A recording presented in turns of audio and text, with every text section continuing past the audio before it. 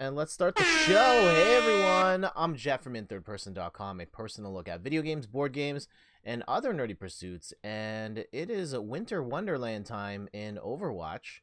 And we've got a couple of loot boxes to open here. So let's go switch this camera and open some loot boxes. See what holiday treats we've got before we start playing for realsies. Well, for casualies. What do we get? Okay, we got a Reinhardt spray. Glorious. Yeah, we'll throw that over here. A Symmetra ornament. That's nice. That Orisa icon we're not going to use. And beat the heat. Nice. Alright, one more loot box. Let's see what we got, and then we'll go play some games here.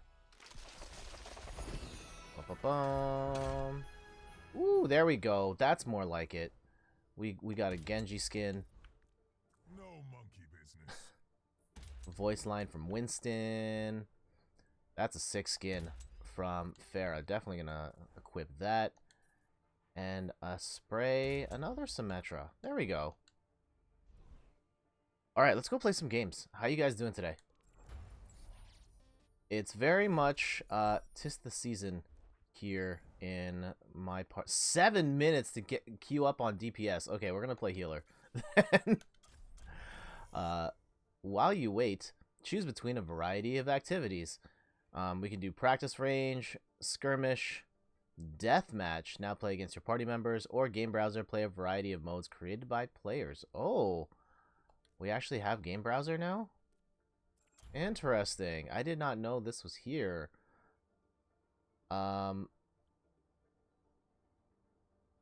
That's kind of cool. That can you actually access the homemade games from the Switch? That seems a little odd. All right, let's queue into this and see what happens. I'm very curious. Now entering King's Row.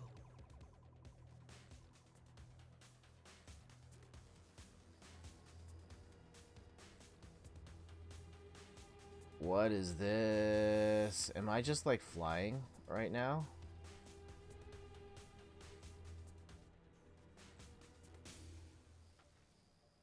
Yeah, what is happening? I'm just kind of flying through the world and... Rogue unlocked. Alright, we can fly all the way up and... Is there a ceiling? Yeah, okay, there's a ceiling here. And yeah, we cannot go anywhere. This is weird. I don't understand. There's so many people. I don't have a gun. Alright, well, we'll just fly through the world for a while, I guess. While we wait for our mode to start.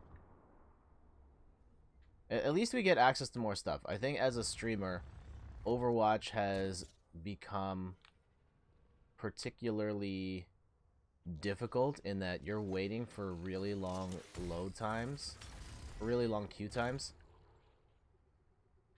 Or am I just spectating right now? I think I'm just spectating this mode.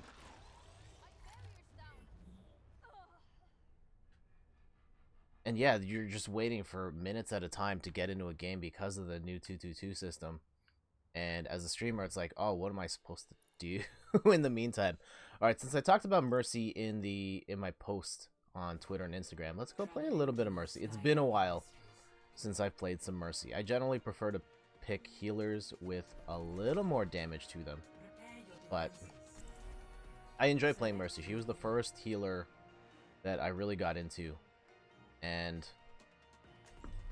if anything, she's kind of the character that got me to realize the joys of Overwatch. When the game first came out, I was like, I'm playing Diva, I'm only playing Diva, that's it. And the game kind of requires you to play multiple characters. And it wasn't until years later where I was playing this game with my sister-in-law's boyfriend Yasha that I was like, alright, I'll try some other characters. He was trying a bunch of different characters as well. And so, playing as Mercy got me to realize, like, oh, playing as Mercy is completely different from playing as Diva. Let's try this out. And then that just got me to try more characters and ultimately understand and enjoy the game closer to the way it was meant to be played.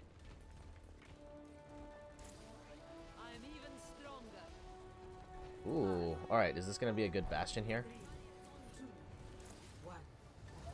Go for it. There we go. Oh. Alright, heal up. Heal up, you two. Heal up. Oh, Zarya, no. Damage increase.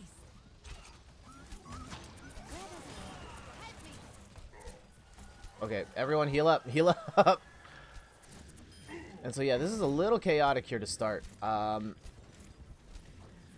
was hoping to talk a little bit about some things that's been happening of late.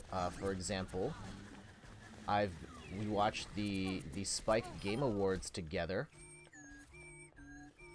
And if you missed that stream, you can go back and watch our reactions to all of the things.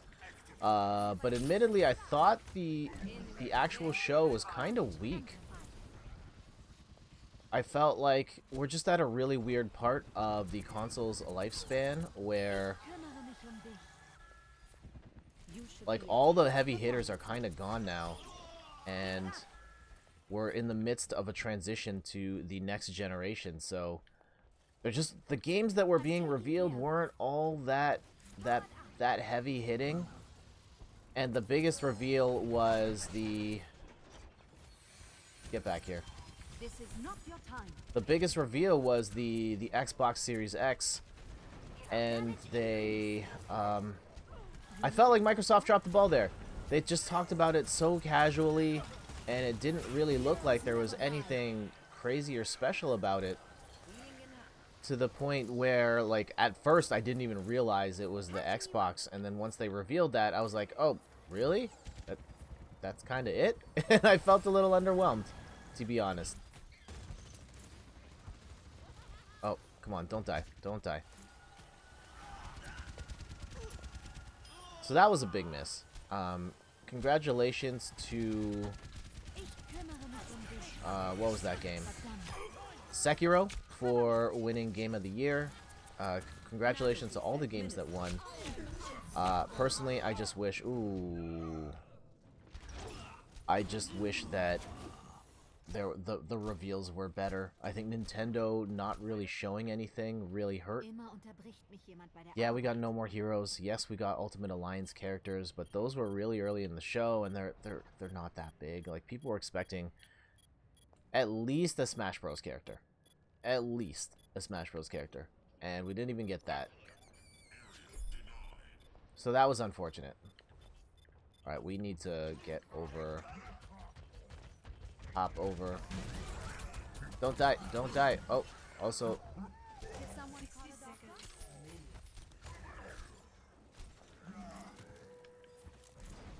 Get him.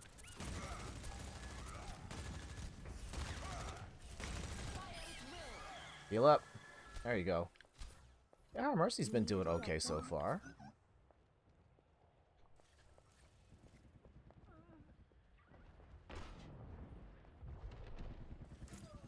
If anything, I found, in terms of reveals, I found the... We still need you. I'm taking care of it. What was it? The Nintendo Indie World more interesting, at least based on my personal preferences. Get them off me.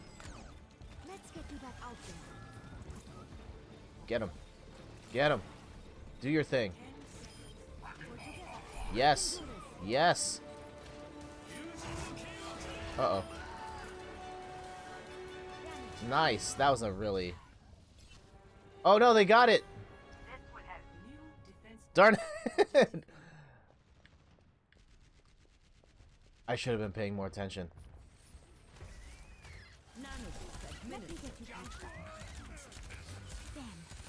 Get back here. This is not the end.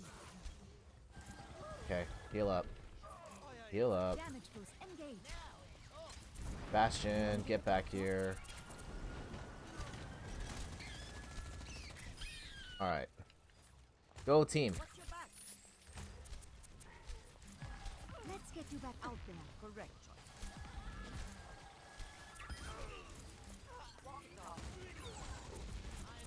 You should be at peak performance. Mow him down. I'm taking care of you.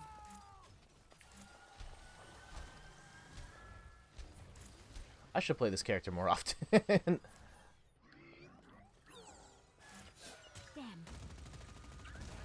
Go to sleep. Healing stream engaged. Yeah, we're just kind of spawn camping them real hard. Oh, jeez. Someone snuck through. This is why we don't spawn camp. Oh, we are so far behind.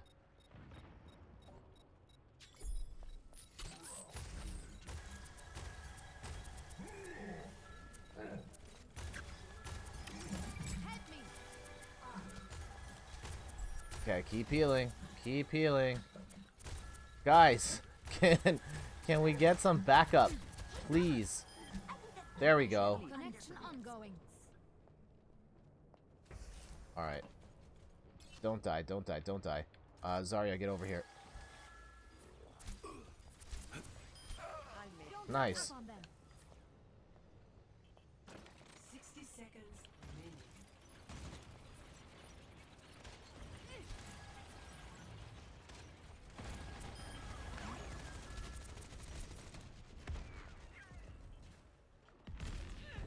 Mercy in Bereitschaftsdienst. I am strong. I'm totally blanking on how to You needed a doctor. how to do the Seconds remaining. how to do the damage boost. How do I? Oh, there we go. Okay, we're fine. We're fine. Let me get you patched up. All right. Oh no, Diva, get her out of here. Get her out of here.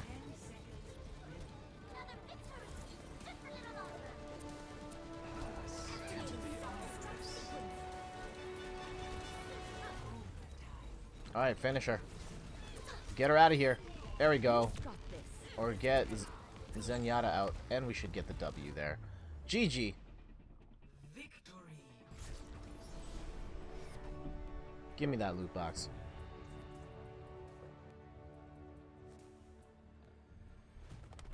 Play of the game. I think it was.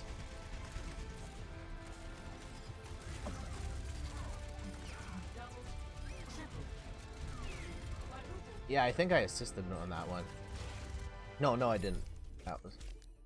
Yeah, I'm gonna give myself the nod there. Oh nope, I didn't give myself the nod. 27 defensive assists. There we go. That's a pretty solid run there. Did a ton of healing. Only one death. Let's go open our loot box.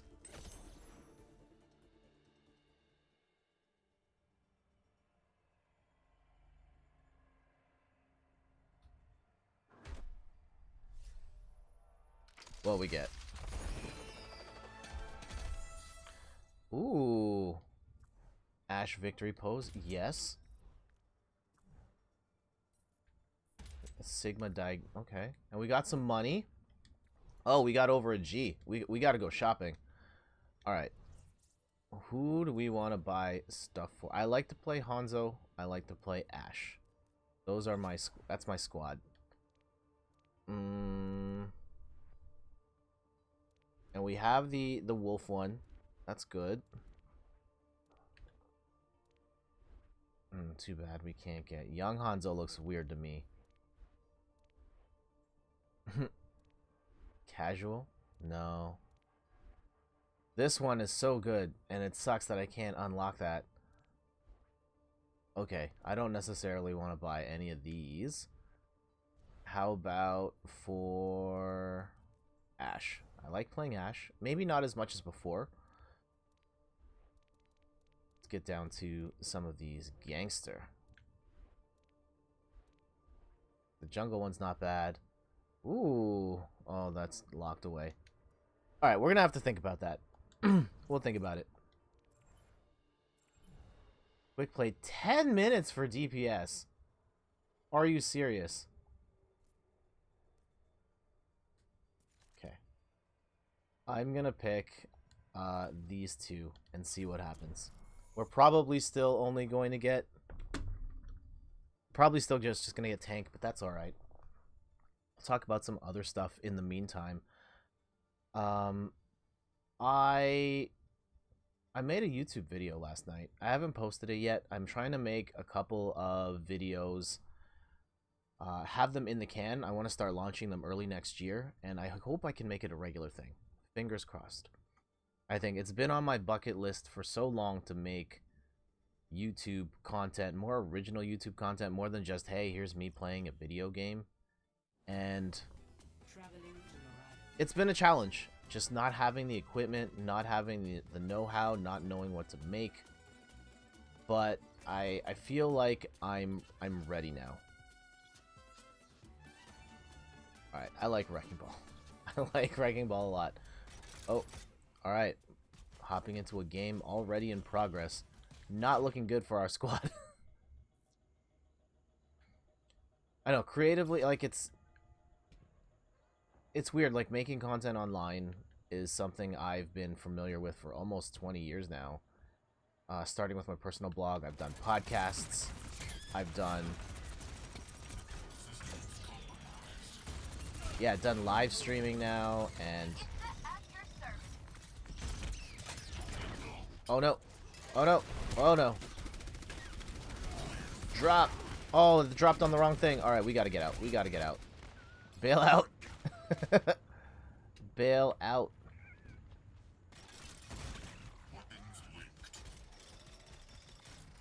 Okay, we need to find some health. No!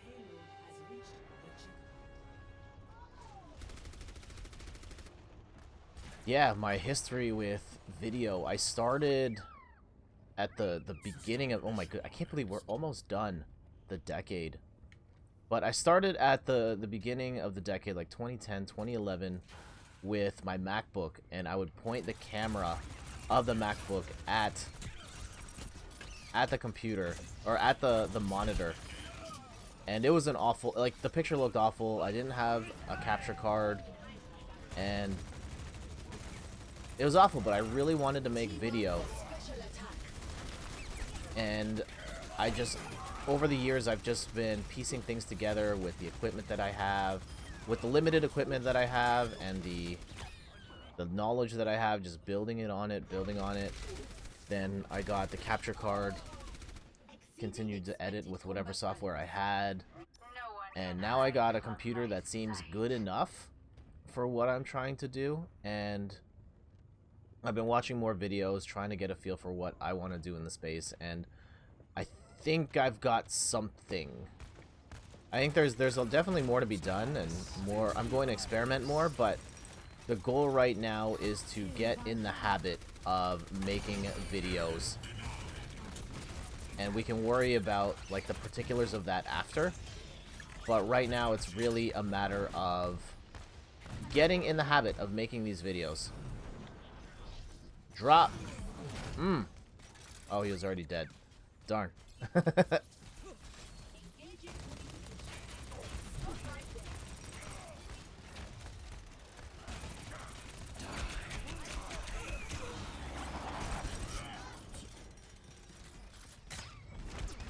Get out of here.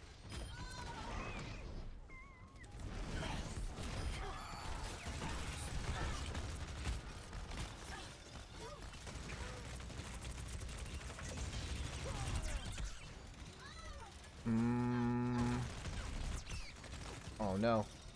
Stop pushing. Stop pushing. Ah, darn it.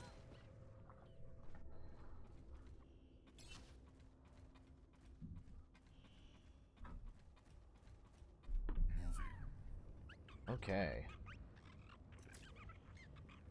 And I think just as a creator, I think the ultimate advice I could give for anyone looking to start up, you're looking to start streaming, you're looking to start whatever creative venture it is, and you have anxieties, or you're feeling like maybe unsure of yourself about like, hey, what if this content's bad? What if people don't like it? I think the thing you gotta do is you just gotta do it. I think you have to do it. You're not gonna make the greatest thing of all time the first time out. It's gonna be bad, like almost guaranteed. but you have to make that stuff that sucks before you can make something that's great. That's just the process. And the sooner you get the bad stuff out of the way, the sooner you will get to whatever your best work is. But you just have to do it. And that's what I'm going through right now. And that's how I look at it. Of just me really trying to put in... Oh, no! Ah, darn it. Stop the truck.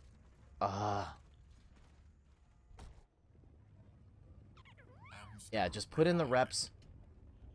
Your first one's not going to be the best. It's probably going to be bad. And you just have to keep at it. And practice. And, I mean, not just do it.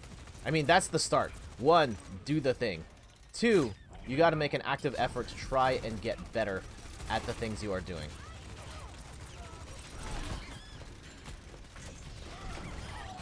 Because without that,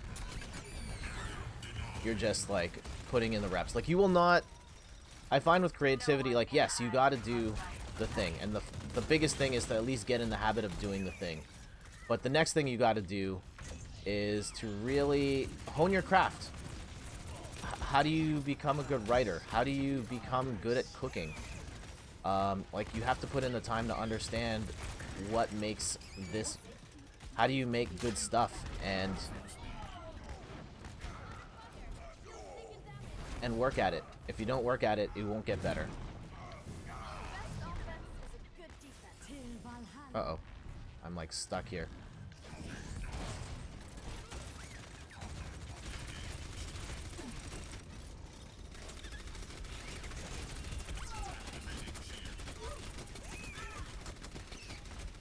Ah, I'm gone. Yeah, I wasn't gonna win that gunfight. And yeah, speaking of trying to improve as a creator, I tried to set up some music to play in the background of the stream, because I know Overwatch can be pretty quiet and not that interesting to listen to. So I've downloaded, or like I signed up for a music service, Pretzel Rocks, but I can't, the music sounds awful through, at no fault of Pretzel. I think there's an encoder, an audio encoding issue with OBS that I need to fix in the near future. Unfortunately, I don't have the know-how to fix that right now, but I'm going to try. I tried to set it up just before the start of the stream, and unfortunately, I couldn't figure it out in time. But hopefully in the near future, I will have that sorted out, and we can get music on here properly. It's weird that it doesn't, that the music sounds so muddy. It's...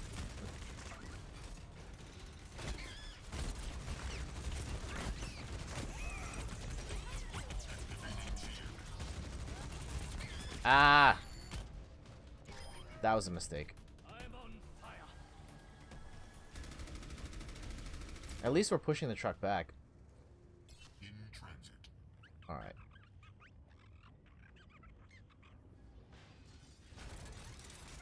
Engaging. Please move behind the barrier. Team up for special attack.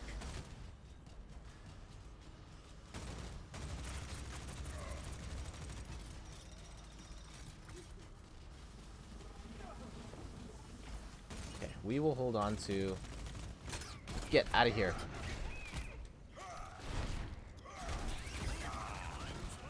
Nice.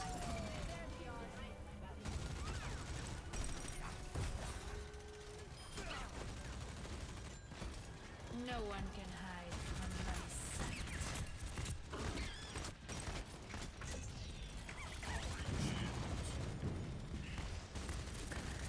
Die, Reaper. There we go.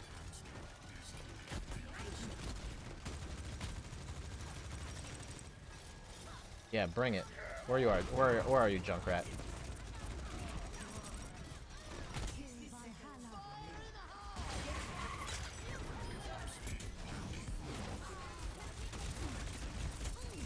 All right, it's getting a little too hot here. Throw that up.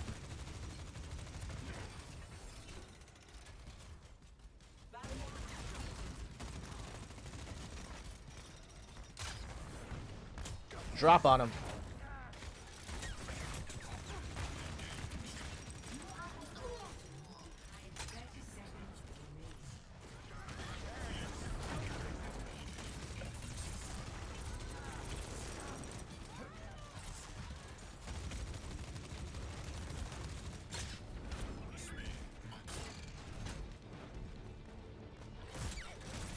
Come on, Sigma, get out of here.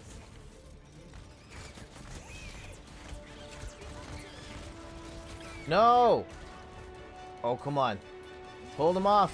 Hold him off. Just a little longer. For those just tuning in, I'm Jet from inthirdperson.com. Personal look at video games, board games, and other nerdy pursuits. We have to stop this push. This last second push.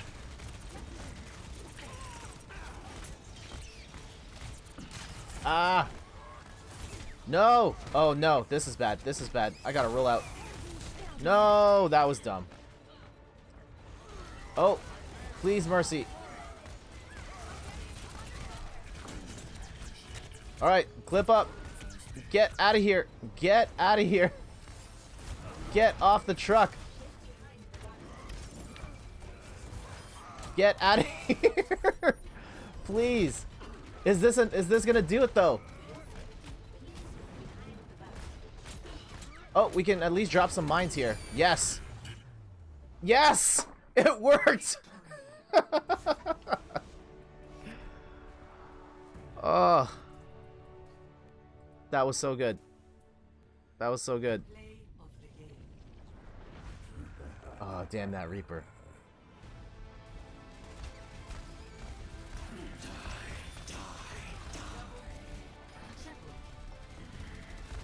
Still, that wrecking ball, that's such a YOLO. Just swing till it works, right? That's not Genji. That's totally not Genji. I'll vote for you because it's not Genji. Spin to win. Yes, Fago Spire Robot. How you doing today?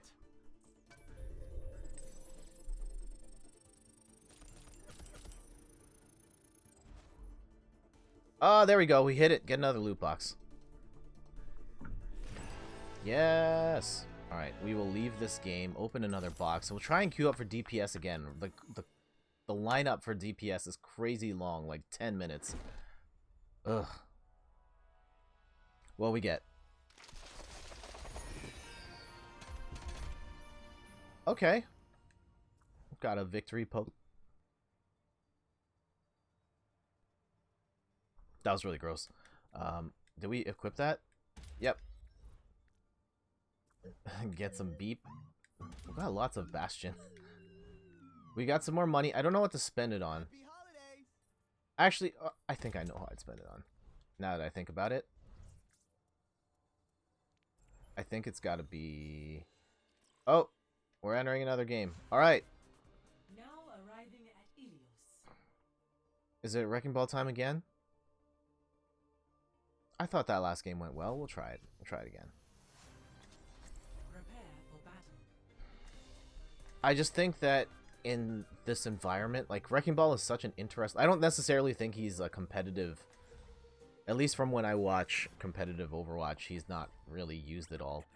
But just mechanically, the ability to kind of swing and grapple around things and drop on people and just displace people. Just like... A lot of this game is standing in a specific spot and being able to just physically move a bunch of people out of the way is really interesting, especially in moments like that last one.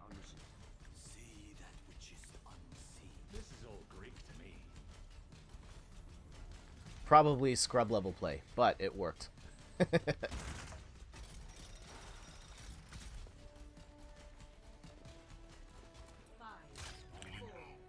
3, 2, 1. Round 1. Capture the objective. Yeah, hoping we can get a DPS.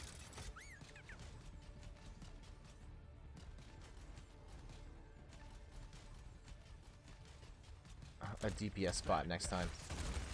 Oh, yikes.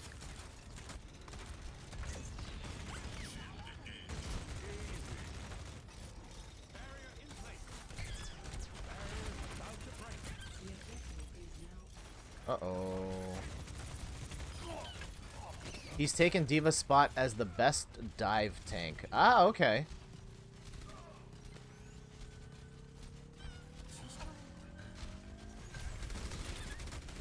That's cool. I do not know I know very little about the Overwatch meta. I just know double shield at the moment.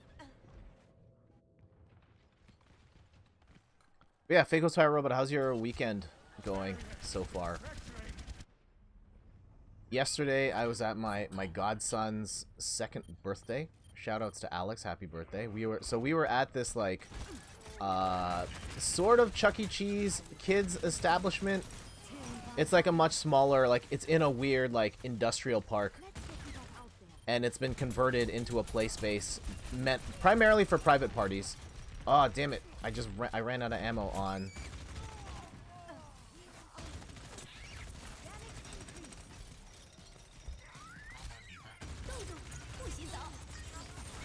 Oh no! Oh no! Get out! Get out! No! Damn. And yeah, this place had a couple arcade machines. They had like a hacked Neo Geo machine with a whole bunch of games. They had like digital bowling, but you had a physical ball that you rolled into a machine. They had a sort of like McDonald's style play place, jungle gym thing. And it was interesting to watch the dance party part, where at this point they're just like, hey, go look at the screen for this digital like video dance party, and it's just Dance 2020. But like the kids lost their mind when Baby Shark got played, and they all knew the dance moves. As young as 2 years old, they were totally into it. Those places are a godsend. Yeah, I can imagine. I've been to a lot of them as like family have had kids in recent years, and just having that sort of large play place seems to be very handy. But it's interesting that those seem to be doing well, and sort of the large-scale Chuck E. Cheese type ones kind of have gone the way of the dodo. It's a lot more about like, hey, we just need this one space for us, and we just need a couple things, and you don't even have to offer food, just give us the space. Chuck E. Cheese sucks now. I have not been to a Chuck E. Cheese in a very long time, so I cannot say either way. I do remember spending... Yeah, we didn't go to Chuck E. Cheese a lot, but we did go here and there. I think the one I went to more was just because my cousins lived close to it in Scarborough, was this place called Woody Woodchucks. It was very much a bootleg Chuck E. Cheese in the Malvern area. I know that doesn't mean anything for everyone else watching this around the world, but in a particular part of town. Swing. Ah, just outside of range of... What's her name? Orisa. I don't know if I like this pick for this map. Yeah, we're gonna switch it. Ready for combat. Hey, Pete, how's it going? Chuck E. Cheese now has nothing but token/ticket games. Yeah, that's been an ongoing trend. I've noticed, like, if you go to... Well, the Rec Room kind of fixed that. When the Rec Room launched downtown, they... that was a terrible run by Diva. BT dubs. Don't do that. Don't do that. Pete, I'm doing okay. Just playing some Overwatch, talking about Chuck E. Cheese. I don't know if you have a Chuck E. Cheese or a kids' amusement place in the style of Chuck E. Cheese in England. But yeah, imagine like an arcade where they serve pizza and they have tables and there's animatronic animals that play music as a band. The concept has kind of fallen out of favor, but here, I should be... Oh shoot, I just flew into Maze Ice. That's bad. Uh-oh. Oh, come on.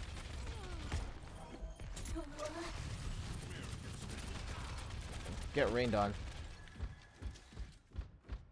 You going this way? 50-50.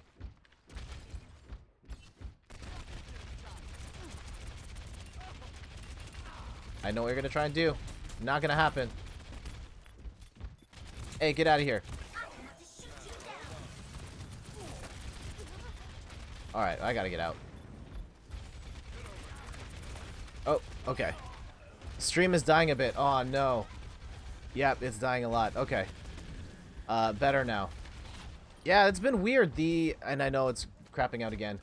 My internet in Sunday mornings has these moments where it just completely bombs.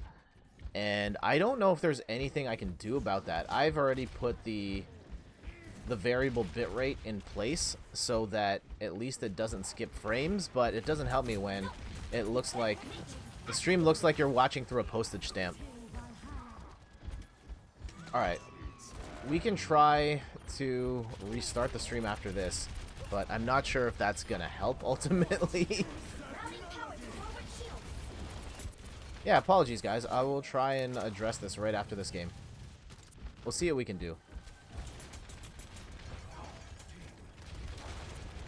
I feel like there's like some neighbor just bombing like 8K Netflix or something while we're streaming.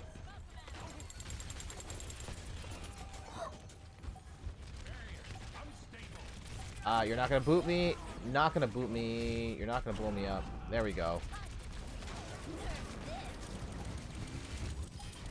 Hey, there we go. We got 2 out. Nice. Okay, I can see the bitrate improving slightly. Yes! Play the game.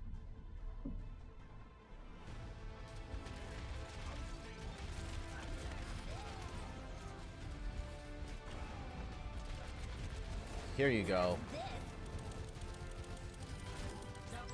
Nice. Alright, we're on a bit of a roll here. Yeah, Pete, how's the stream setup going? I know you've been messing around with your interlaced versus, yeah, with the card. I saw Kim posted the picture of your nice mixing board there. I'm very jelly, by the way. Alright, internet's slowly creeping back up. I don't know what it is on Sunday mornings. Because, like, when I stream in the evening, this does not happen. We streamed the Game Awards on Thursday night, and we went for 4 hours. Nothing. Didn't drop a single frame. 7 minutes for DPS. Alright, I want to get in. We'll take a minute to chat.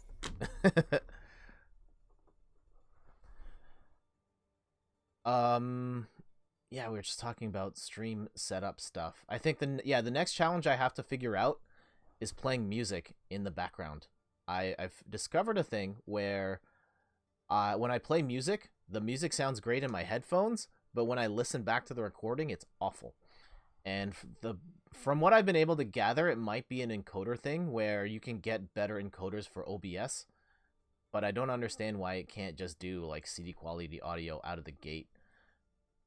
If anyone has any advice, let me know, and I'll try and implement that after the stream. Because for Overwatch in particular, during these times, like, I would love to have music going in the background, but it sounds awful. Just the muddiness of the sound is not... I do not approve. Pete says, yeah, got the interlacing sorted. Strange, because it kind of started happening overnight. Voice meter banana might help with that, dude. Maybe. Actually, from what I've read, people have said, like, once you go through extra applications like that, it might make it worse. It's something about, like, at a root level, what's recording, like, OBS on its end. Also, I've tried Voice Meter Banana, and I hate it. Hate it. I think it is incredibly confusing. I actually, like, it completely borked my entire audio setup. I had to system restore the whole thing just to get my stuff to work again. But yeah, Voice Meter for that specific issue, like, a lot of people use Voice Meter for very specific things, but the audio quality part of the music going through the computer, most people say, like, not as much. It can be a bit of a brain ache. Yes. Let me see. Okay, yeah, chat's working fine. The issue I have with Voice Meter in particular is the routing the game sound through voice meter, because like it probably makes sense going, like, if I'm playing a game on PC, it's easier to route, but because it's going through the capture card, which is then going into OBS, and I don't think it picks up the sound off the capture card before it goes into OBS. Like, it doesn't let me reroute that. At least I haven't been able to figure out a way to do it. Yeah, but this one's more of a, like, root encoding issue for the sound itself, rather than, like, how I'm routing it, or, like, changing the equalization.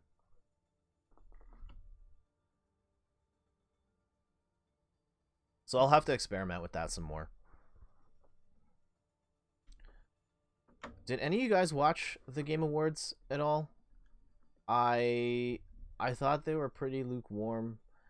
I think the biggest miss out of all of it was the reveal of the Xbox Series X. It felt so nonchalant for such a big reveal. This is Microsoft's next big console for the next 5 to 10 years, and they just kind of stealth dropped it. It felt like, oh, okay, we're just watching an Xbox trailer, and then, oh, here's the box, and then it didn't really look that much better. Not until they showed the Hellblade stuff. No, we didn't. It was like 3 in the morning for us. Yeah, I hear you. I figured as much. At least watching it live. Maybe you watched it after the fact. I don't think you have to. The show wasn't that great. Some of the performances were cool. But for me, just the news of the games that were being revealed weren't megatons at all.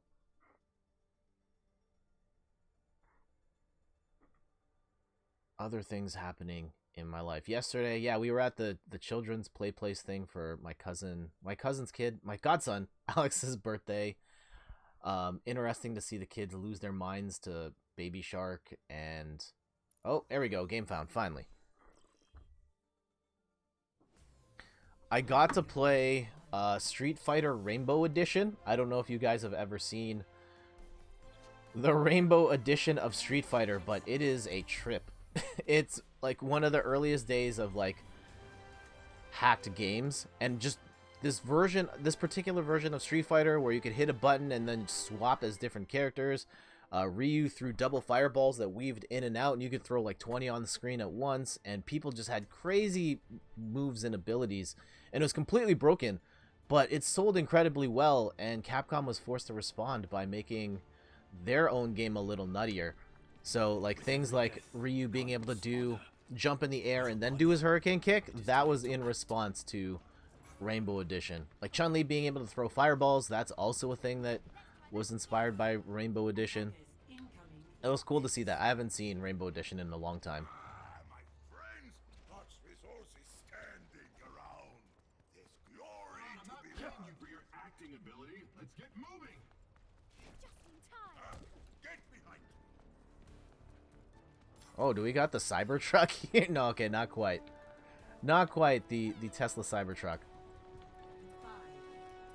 Alright, one shot. I'm gonna hide behind this tree. Really? I didn't know that. Yeah, it's just a fascinating, like, such a weird note of video game history that this hacked version of Street Fighter became incredibly prolific, sold wildly well at, like, people who were buying arcade machines, and Capcom was forced to make their game more like that because kids thought it was way cooler than regular boring Street Fighter. Regardless of what the competitive balance was, kids just thought it was cool. So if you ever get a chance, definitely look out for one of those. And I just wasted all the arrows on the shields. I don't think Hanzo's going to work in this map. Oh.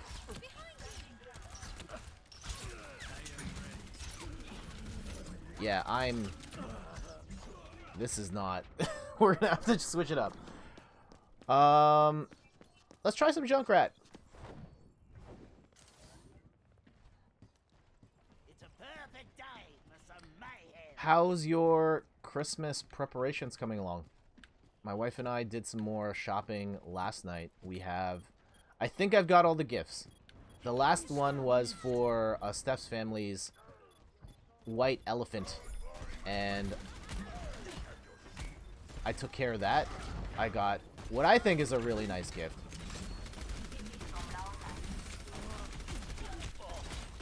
And all that matters is that I thought it was cool, right?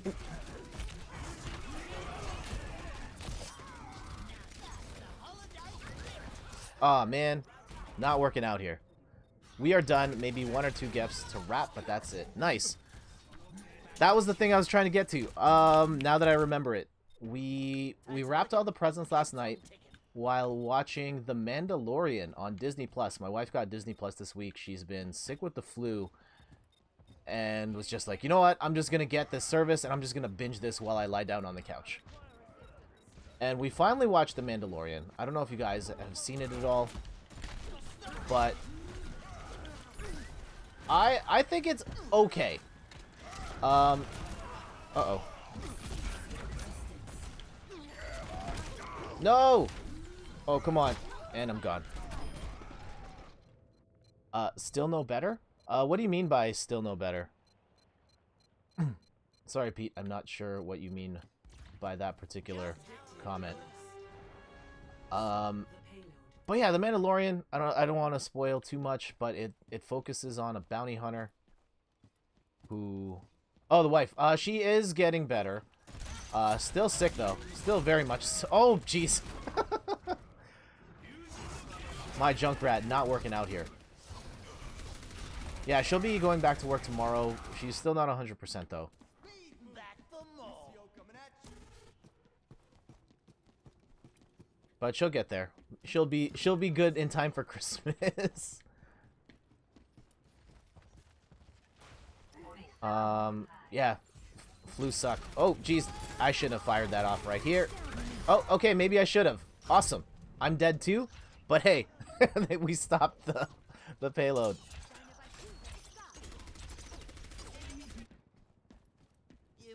Oh, The Mandalorian. Do you guys have any interest in watching The Mandalorian, or are you watching it right now before I get into impressions? I won't spoil it. Maybe just, like, set the premise of what the show is about. There we go.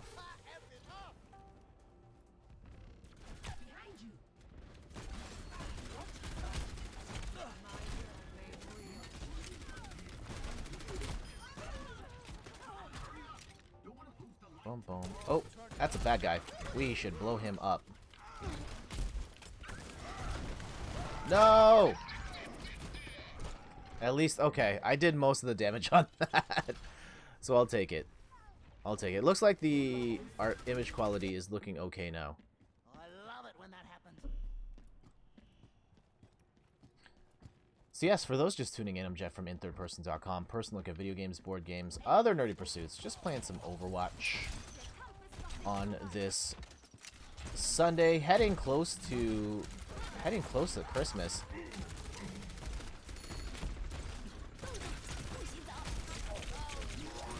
Oh geez, we are getting swarmed. This is bad. And so, yeah, The Mandalorian, it's a show about... It takes place after Return of the Jedi, but before the modern movies.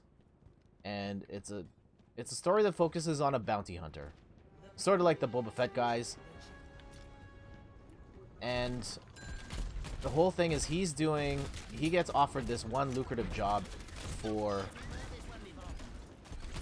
like a ragtag, like what's left of the Imperial Army. Like it's a standoff group and they have, go get this thing or get this person. They're 50 years old. And he goes to the thing and realizes it's a Baby Yoda. And from there, he realizes like, oh, maybe I shouldn't have given this baby to these people. I should go and take this baby back. And now the Mandalorian's pretty much on the run from everyone, the Imperial Army and everyone trying to get the baby because there's a huge bounty on Baby Yoda's head. Uh-oh. Go down the stairs. There it is.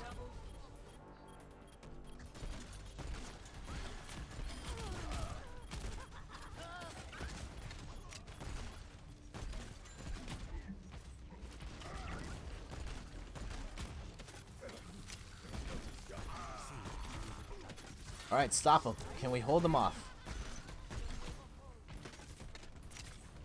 And so far, I think it's okay. I think Baby Yoda is absolutely the star of the show. It looks so cute and just steals every scene it's in.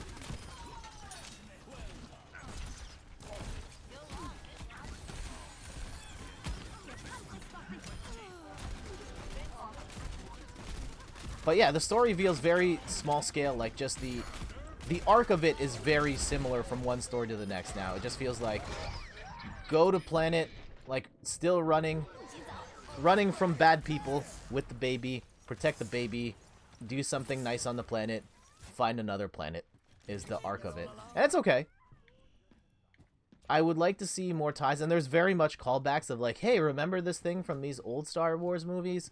We're going to incorporate that here in some way, shape, or form. It still feels very light on, like, content and tie-in to the greater story. I mean, maybe it's just early right now and there'll be more of that, but for the time being.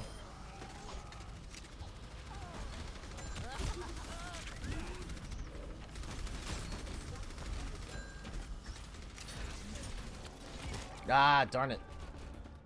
Oh, no. This is probably it, isn't it? Else.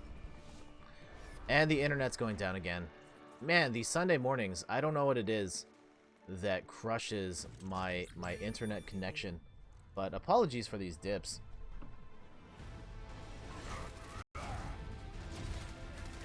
It should hopefully pick up soon. Wow.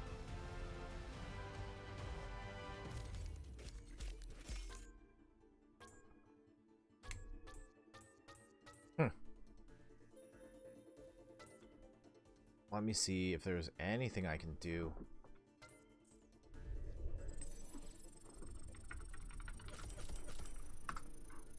Yeah, if you're watching this after the fact on YouTube, you're not going to see any difference. Mind if I join the next game? Here, yeah. Let's set that up. Okay, yeah, my up speed is okay. Weird. I don't know why it's dropping though. Yeah, I should have more than enough headroom to stream right now. So apologies for the drop in image quality here. Let's man, I really don't want to restart the stream. Oh, okay. Picking here. Let's get Randy in here first. Oh, Randy's not on yet. Okay. Give it a sec. Stretch it out.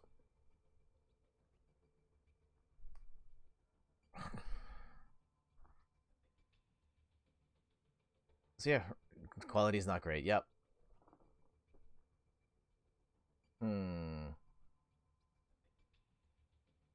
Let me do test. Yeah, because my download speed is at like 200 megabytes a second, which is crazy fast. And my up speed was like, you're on now. Okay, cool. Yeah, my up speed's really good. I don't understand what's bottlenecking my stream right now. And I'm sure if I turn off the variable bitrate, it'll just tank. So it can't be that.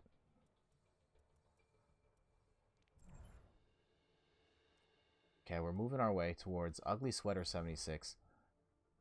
I still want to play DPS.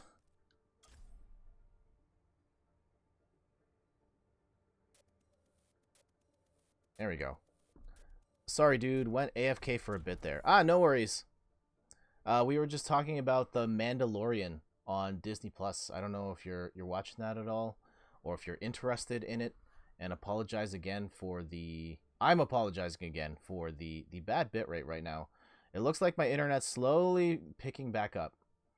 I don't know what that issue is. It only happens when I stream on Sunday mornings. It makes me think it's something happening in the area.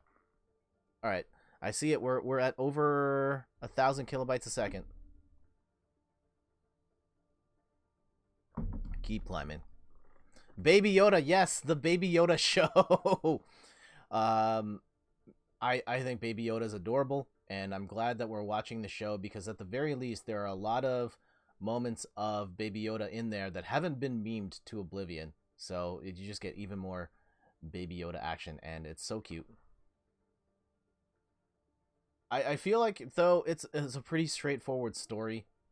I'm curious to see if there's any sort of greater hooks to it, like how it ties into the larger Star Wars narrative. But otherwise, it's okay. I don't think it's a mind-blowing show or anything like that, but it feels like a Star Wars, like it feels like that the TV show Hercules or Xena Warrior Princess, like that caliber of show in the Star Wars universe, which isn't the worst thing. There are fates worse than that, like the Star Wars Christmas special, which if you haven't watched that, you should, and I apologize in advance for making you watch that. Whew. I think The Mandalorian's definitely better than that.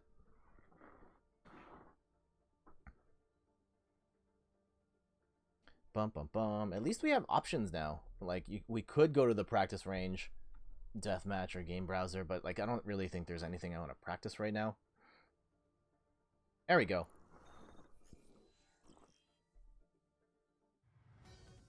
Traveling to Mumbai.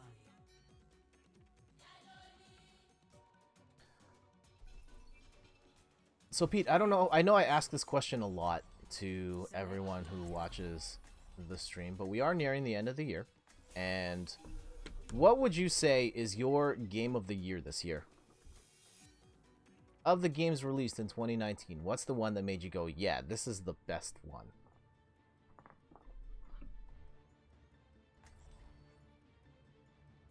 I have it narrowed down to 2 games, and I think I know what the number 1 is. But I'm going to marinate on it a little more before I make a formal announcement. Well, it's not Shadowhand. The shoutouts to Kim. It's hard to say. I'm guessing you guys enjoyed the game at least enough to play through it from beginning to end. Like, it didn't look like a bad game per se, but I don't think I would have gone. I wouldn't have beaten that game, that's for sure.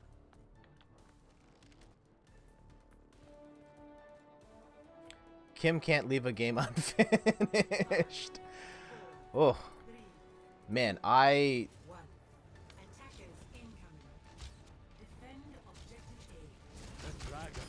yeah, I'm totally okay with abandoning a game if it is not working for me. I feel like we have so little time to play games that I want every moment to be good. And if the game's not great, then I don't care if I didn't complete it. I would rather have all my time be great than be able to say that I finished more games than not.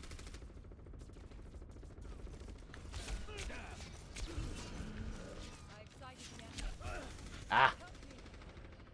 Don't have the free time to play rubbish games. Yep.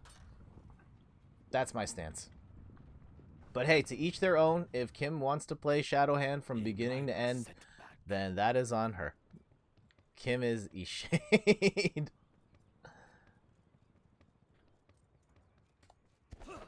I'm trying to think. The playing bad games thing. I very much had a turning point moment with content creation and playing bad games. A couple years ago, I was writing for a site called Splitkick. I volunteered, but it was an opportunity to write for a larger network and get help from an editorial team. And my first quote-unquote industry review was for a game called, oh man, Bloodforge. That was the game. And on one hand, I was like, oh man, this game is free. I get to replay this game before it comes out. I get to be like a thought leader on this game that no one else has played. That's amazing. And then I played the game, and I was like, oh my god, this game is an absolute dumpster fire. I don't want anything to do with this game, but because it was technically my job, I had to play it from beginning to end, and I still think about that experience of playing that particular game as one of the most miserable times I've ever had playing video games. And I think that really colored the way that I approach content for gaming, and just realizing that the realities of making content for gaming, especially when you're starting out at a large establishment like an IGN or a GameStop or GameSpot or anything like that, is you're gonna play bad games. And even when you have control over stuff, you're probably still gonna play bad games from time to time. And I'd rather... Ooh, smoked. I would rather work my 9 to 5 than play bad video games and write about them. Like, nah.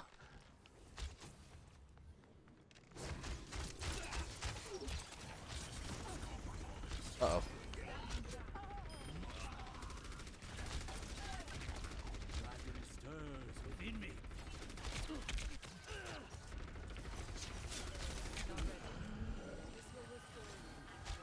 Thank you, Mercy.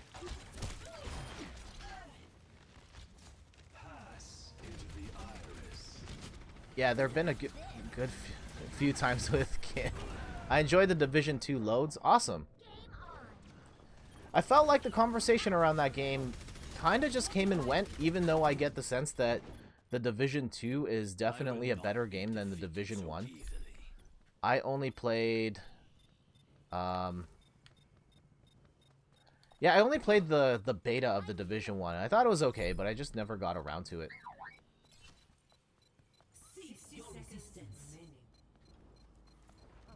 And yeah, as much as I like making content, I think it's got to be on my terms. And I think it's been tough when the only content creation options were work for one of these major sites, but now that social media's blown up, YouTube's blown up, there's more opportunities for creators to kind of find their own voice and make that work for them. So I'm in the process of trying to figure out what that is, with the stream, with the video stuff, with the blog, and just to find a balance of creative liberty and stuff that people are going to want to read or experience and consume. Uh-oh. Uh-oh. This is bad. This is bad. Alright. Bye.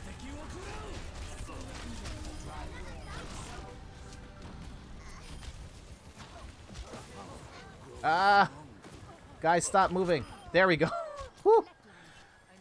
I came partly way into that, but video game reviews based on score drive me insane. Yes. That's part of why I personally don't put scores on my site. I think that I understand from a user's perspective why scores are a thing. People want to be able to see at a glance how good is this game, and then use some sort of metric to compare one game versus another game. But that doesn't always line up. Just because I give, I don't know, Tetris 99 a 4.5 and Fire Emblem Three Houses 4 doesn't necessarily mean Tetris is the better game. Well, it might be. That's not the best example. But yeah, gaming comparisons aren't necessarily apples to apples like that. If it's below an 8 out of 10, that's considered a failure. I think, yeah, you're right. Part of that is the consumer's fault, like, not understanding the scales as conceived. But I think the industry, like,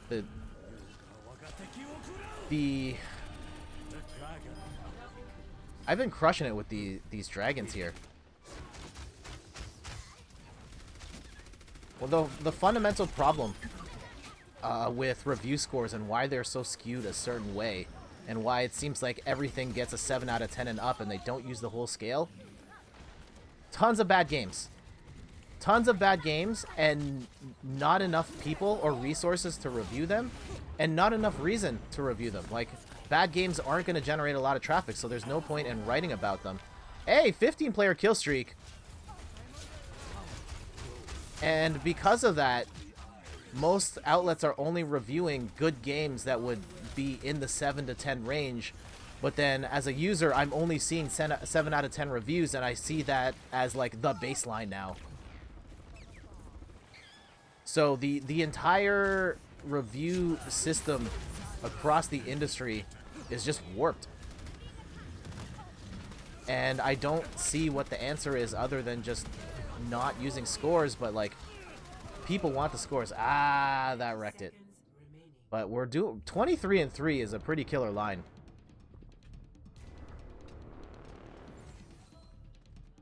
I must reclaim my honor. My power grows stronger. Are we gonna fire a YOLO dragon here at the last second? I think so. YOLO! Let's see if that hits anything. Yes, it did! Yes! The legend of the YOLO dragon continues.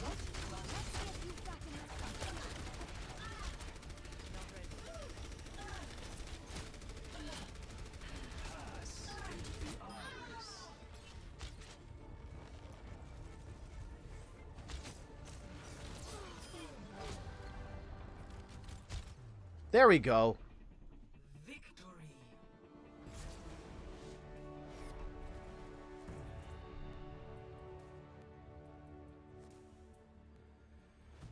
Also, GG Randy, 10 out of 10 should be unattainable. See, this isn't a... That's another weird thing as well, of like, does 10 out of 10 mean perfect? Because, let's say 10 out of 10, 100%. I can understand the argument of 10 out of 10 being perfect, 100% can attain. But like, in a 5-star scale, no one expects a 5-star movie to be perfect. On a 100-point scale, like IGN uses, then yeah, 10.0 seems really hard. But IGN also doesn't describe 10.0 as perfect. They describe 10.0 as a masterpiece. And there's room for... I don't know their exact definition of masterpiece, but masterpiece does still have room for fault. It's an interesting discussion about like review scores and how they work, and I don't think we're ever going to get to a point where there's just an understood metric where you can cleanly fit every single game into one scale. I know Metacritic sort of tries to do that, but it still doesn't quite work. There are sites that just like don't. Like, if I do a 5-star scale system and I give, I don't know, Assassin's Creed, oh man, Origins, like 5 stars, that doesn't necessarily mean I give it 100%, but then Metacritic reads that as a 100% review, which is not what I said.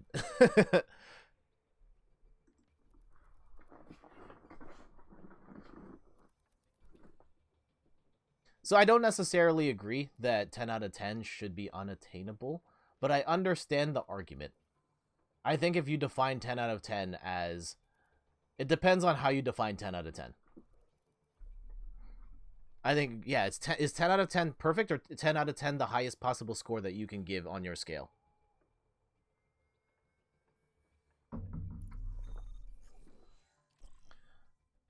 Alright, back at it.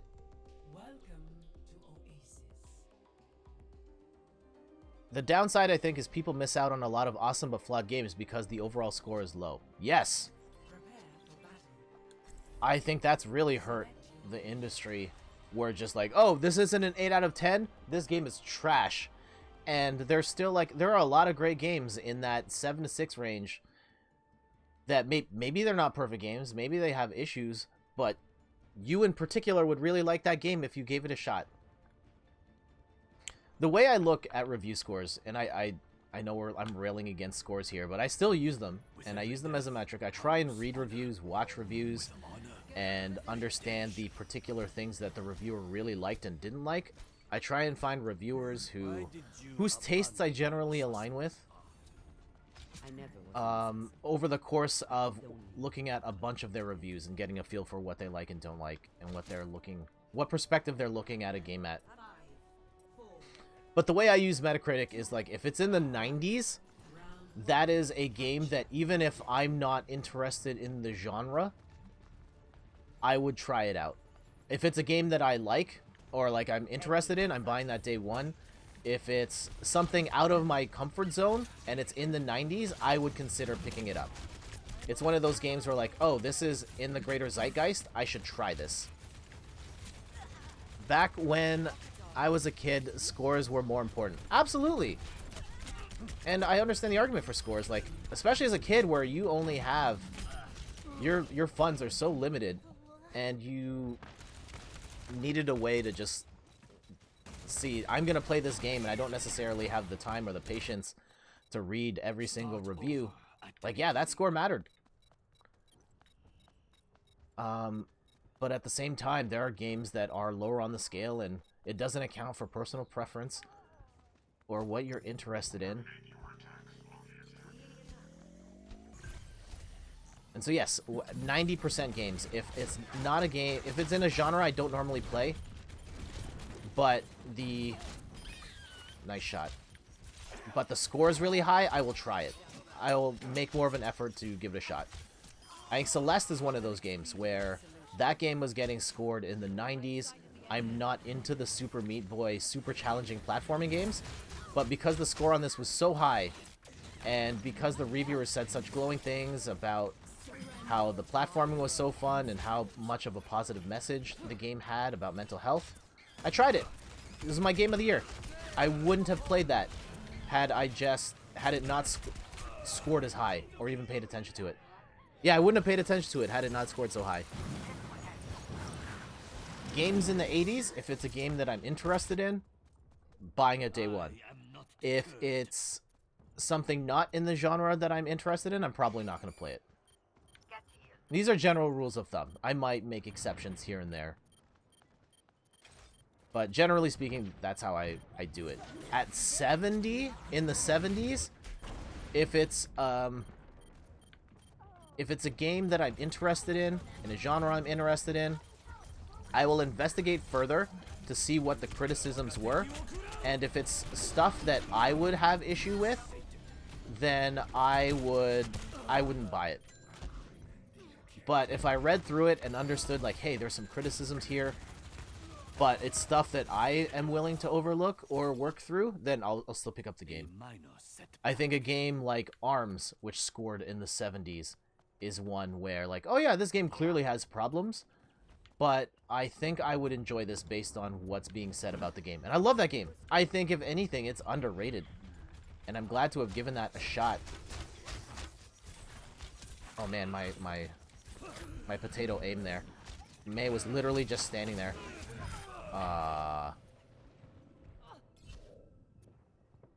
We need demos to come back. That would be great.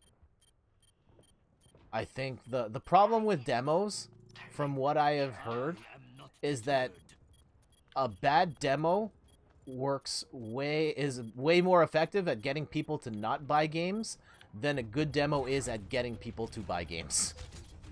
And so it's not worth it for the publisher to put out the demo and just have a lot of people realize, oh, your game's not that good, or your game is not what I'm interested in playing. Oof. To be fair, I've bought my fair share of games and ignored scores only to end up with a stinker. Yep, that happens too. Because I don't think the reviewers are entirely wrong. Sometimes I see review scores and they're off, but generally speaking, I have no major qualms with where things are, like rank on a scale, a broad scale from 1 to 100, but that doesn't mean that I might not like it if it's lower on the scale. Going to like the 60s now, this is where we get into like really rocky territory. A game like Ultra Street Fighter 2 on the Nintendo Switch. Yes, it's kind of a rehash of HD Remix, and they balance stuff a bit. But I love Street Fighter 2. And I just want Street Fighter 2 on the Nintendo Switch. And I want it to look like this and have online play.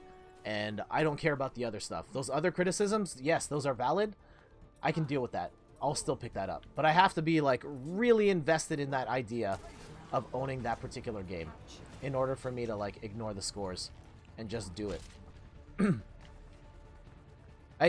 The Anthem was a big one for me this year.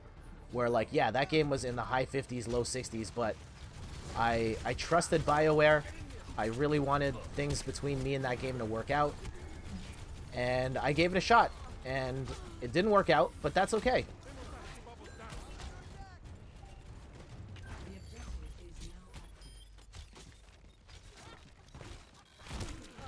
Bye. Uh-oh. Oh yeah, Anthem was a disappointment. Feels bad, man. Yeah, that game was...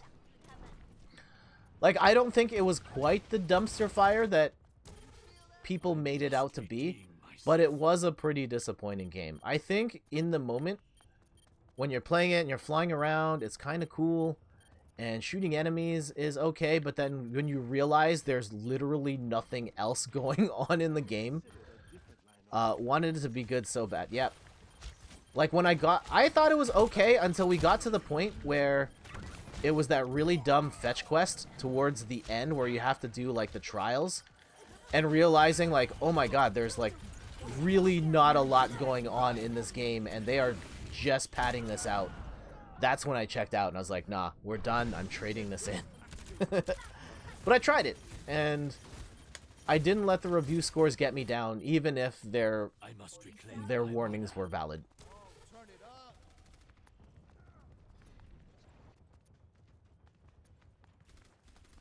Yeah, in terms of disappointing game of the year, Anthem without a doubt for me.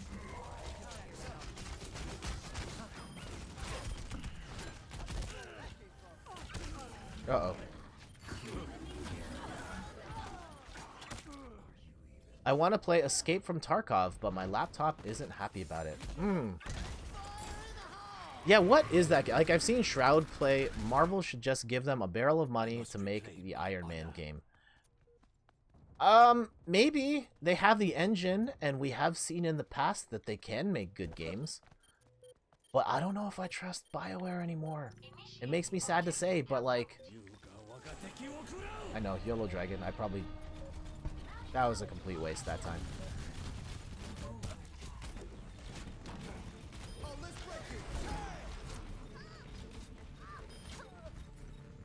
VR coming out next year. Oh yeah, Iron Man VR coming out next year. I had an opportunity to play that at Fan Expo and I passed on it. Is that any... I hope it's good. But we will see. And again, yes, in theory, having BioWare work on an Iron Man game would be great. They've got the engine and the assets for it. But, like, I don't know if I trust BioWare anymore. Just their track record.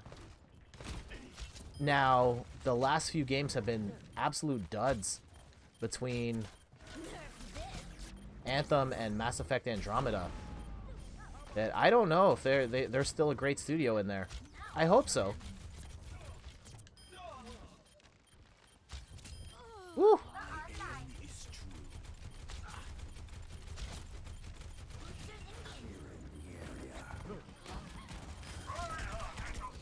Bye.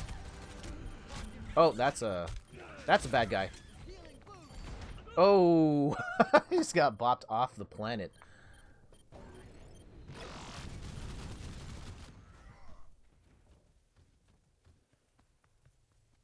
Yeah, what was your most disappointing game that you played this year? And maybe it wasn't a game that came out in 2019, but just a game that you tried out, had expectations for, and it just fell really short of what you had in mind. Oh, no! I suspect EA has a lot to do with their downfall. Yep, as they do.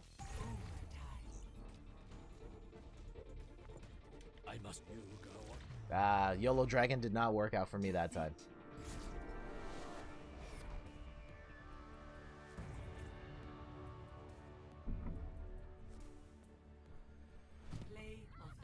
SRK Doge. Congratulations. Play of the game. Blair Witch was a big letdown for me. Oh, I hate seeing myself as the player of the game on the wrong end. Randy, you too. Alright, I'm gonna give Randy the vote on that one.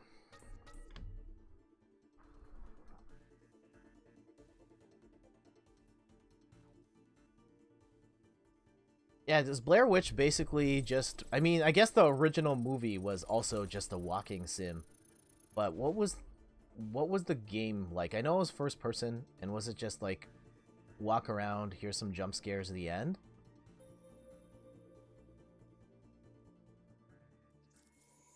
Yeah, the benefits of being able to be my own boss and create what I want is I don't play many bad games. Yeah, pretty much. Okay. Yeah, walking sims, I'm not into that style of game, really. And I've never watched The Blair Witch. I remember at the time, though, I was in high school around the time of Blair Witch, and that movie had so much buzz going for it. The fact that Battlefront 2 sucked made me sad. Going back to EA and trashing EA. Apparently, Jedi Fallen Order is really good. Well, the makers Respawn is really good over at EA. They've made... I mean, no one bought Titanfall 2. That's unfortunate. I have 2 copies of it. I have one on PlayStation 4, and I adopted one from the dollar store here on Xbox One. My area has tons of copies of Titanfall 2. And, like, it's really sad to me that this amazing shooter is in the dollar store bargain bin with the Naked Brothers Band game on PS2. Like, yes, I'm dead serious. That is what caliber of game Titanfall 2 is with in the dollar store here. And I was just like, I can't. I already have this game on PS4. I'm just going to buy another one just to, like, save this. It is Titanfall 2 on the Xbox One is my baby Yoda of video games. I preached Titanfall 2 so hard, I almost lost friends. It's so good, though.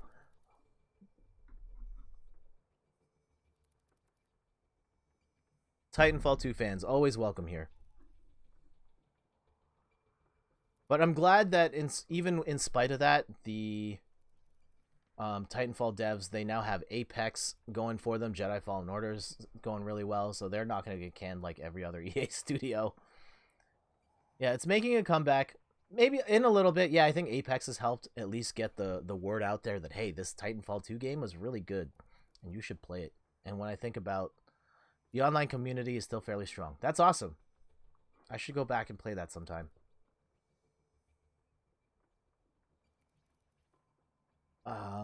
Yeah, when I think about the games that stood out for me this generation, I felt like as a whole, the PS4, Xbox One era games was not really for me.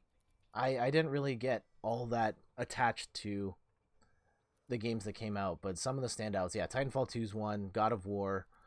Looking at my shelf here, the second Tomb Raider game, the one that was Xbox exclusive for a year, I thought was fantastic.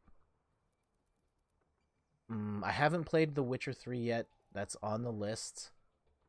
Someday. I know I say that every stream, someday, but actually someday. God of War was good. Yes, really enjoyed that one. I love the Witcher 3 was awesomeness. All right, that's what I hear. That's why I bought. Here we go. That was my review, my approach to review scores at work. That was a game that scored in the 90s. I'm generally not that a fan of that type of game, but because it reviewed so well and people are going to hail that as one of the best games of this generation, the high watermark for this generation. When I saw it on sale, I said, you know what? I'm going to pick this up and I'm going to find out what the hype is for myself. And then I did do it. But I do have it. So one of these days I will figure it out.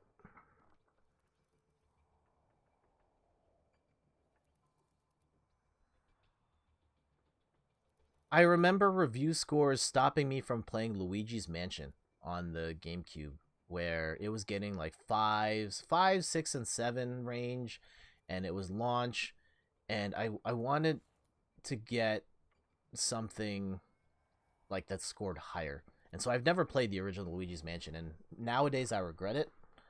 Because that game looks like a lot of fun, and I probably would have enjoyed it at the time, but just because the review scores kind of put me off on it, I bought other stuff. And now trying to get Luigi's Mansion, that game is used $60 Canadian normally, and that's a bit too much. I might have to get it on the 3DS at some point instead.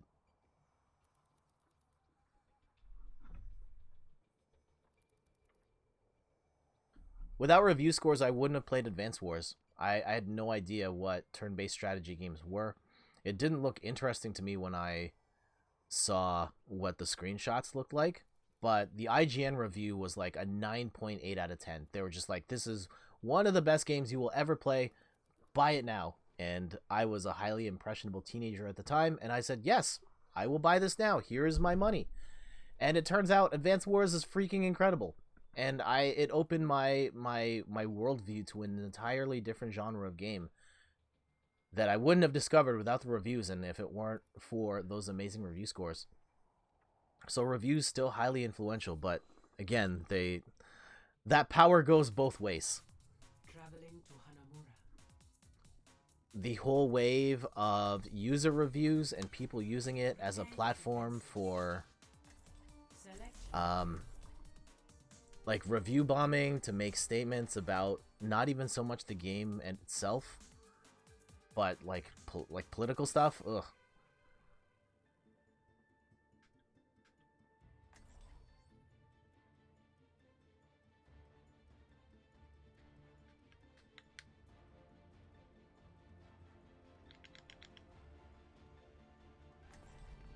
Yeah, reviews are weird. Serious business, also like a whole weird world of culture, and like as someone who makes reviews, it's tough. It is one of my reviews my reviews generally don't perform well of the things that I write, but I get the sense that generally speaking review traffic is what really drives sites. But I think reviews are hard to write, and I don't think they're all that fun to write. Especially if you're locked into a format of, I have to spend this amount of time talking about the graphics and the sound and analyzing every single mode that it has. Like, ugh, that stuff is arduous. Even for games that I like, I don't want to go through that process. I just want to focus on the stuff that I want to talk about, and I just got smashed off the face of the earth. Fate Goes By Robot says, back in the day, a lot of good games also died on the vine because they couldn't get shelf space. Yeah, this is true as well. I think that it's awesome now that we are in a place where digital distribution's a thing and independent developers can get their games out there.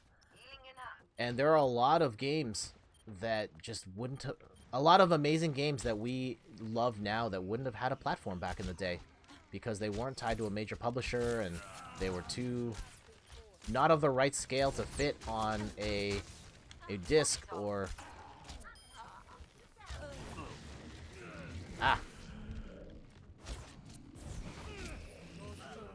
darn it. I had to order Okami on Amazon for PS2 because no one stocked it. Yeah, that was one that I feel like they definitely under-ordered and had low expectations for. This time, but yeah, you can just get that digitally now and it's not a problem. But like, even Tetris Effect, which is, when I went to my EB Games here, they had 2 copies of it. And the clerk didn't even know that they had it in stock. Aw, man.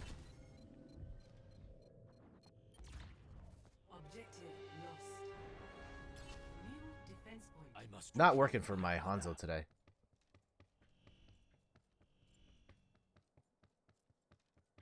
What are you doing?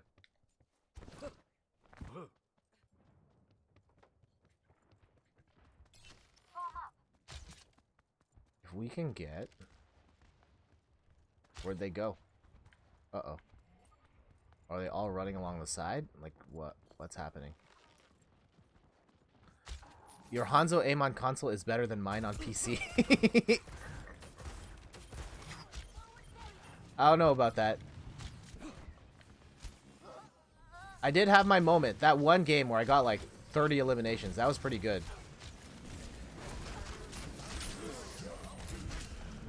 Ah! Heroes never die. And we'll see. Yeah, I think if I'm going to ever play anything on PC, it's probably Overwatch. And maybe we'll look into that after I upgrade my computer, which may or may not happen next year. We will see. I may have some additional income, but we will see.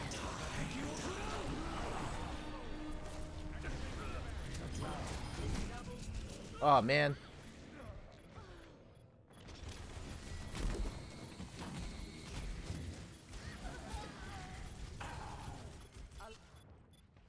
I must redeem myself.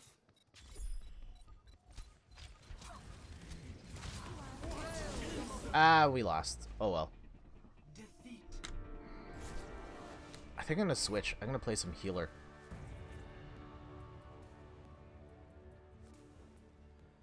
Play of the game goes to Sky. Alright, what'd you do? Mambo. Yep, just zap him.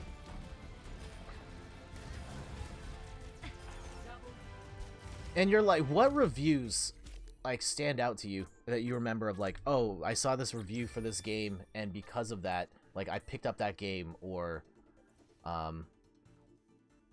games that you're like, oh man, I vehemently remember like disagreeing with this review, or a review that has made an impact on your life. I'd be down for some duo queue for sure. Okay, cool. Let's leave the game there, and we will leave as a group. Alright, we'll queue back up.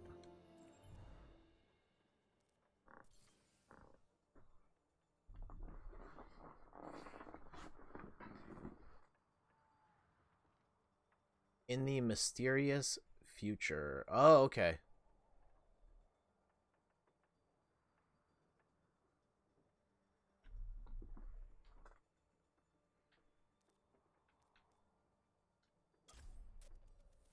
There we go. Randy and I will heal the squad. Yeah, I've never done first-person PC aiming in my entire life. Never, ever, ever. I've played Doom, and I remember playing it on the computer. I didn't even know what WASD was then. Like, playing it at my mom's work, it was like, use the arrow keys to move around, and then use the spacebar to shoot. That is my understanding of PC controls.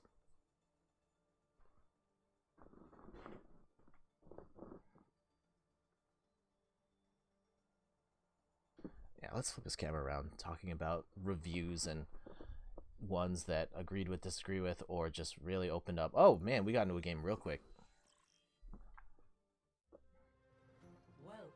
I'm gonna try some Zen. I'm gonna try some Zen again. I know my Zen's kind of bad.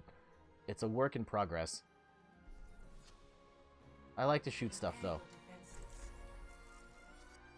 I did Mercy at the beginning of the stream, and I was probably my best performance as a healer.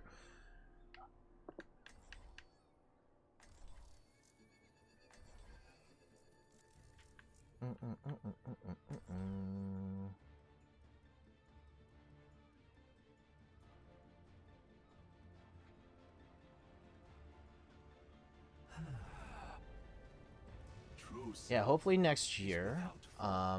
You played Half-Life 1 and Team Fortress using the arrow keys for years. There you go. I didn't know there was another way. It wasn't until the internet where I realized that there was more. I love your glasses. So cute. Oh, thanks. I like yours too. Let's just get the job done. Okay.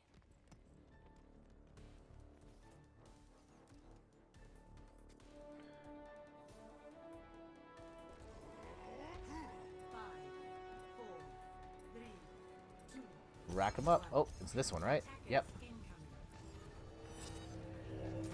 Oh. The greatest enemy is that which lies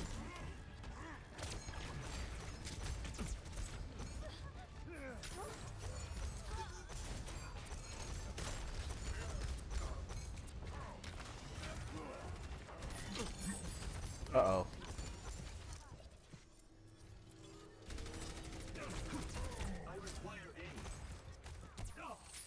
Oh, this is bad. That's bad. When you build your new PC, you should stram it? I don't know what that means. Please explain. I know very little about building PCs. Up until I put in this graphics card, which Fake Ghost Pirate Robot helped me do remotely. I had no stream. Maybe use the old PC and then stream the new one.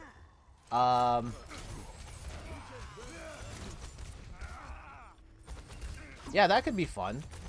I'd have to move. I don't know if I would want to build my PC down here. I guess I could like move the camera around and stuff and show me failing miserably at the process, and it would help Fake Ghost Pirate Robot do tech support when I ultimately call him and say, hey, what the hell am I doing wrong? Yeah, between him and Mike, I was like chatting them all the time, and yeah, Mike in particular, I'd be calling him at like 11 o'clock at night, FaceTiming like, hey, I'll put the camera at my at the case of like, what the hell am I doing wrong? I have no. Oh geez, that was terrible. That's not gonna do anything, and our team is just gonna get destroyed anyhow. We could talk you through it. It's just like, yeah, those games where, yeah, that would be cool. Yeah, the things I'm looking to upgrade, I need to upgrade the motherboard, I need to upgrade the processor, and upgrade the RAM. And I might need a new case too to fit everything. Oh, I should probably heal people too, shouldn't I?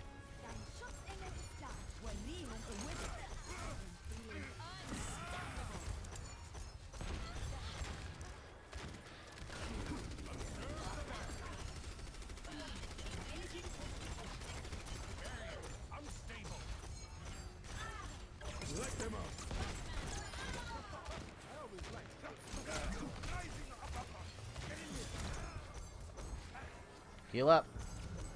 Step inside, stay alive.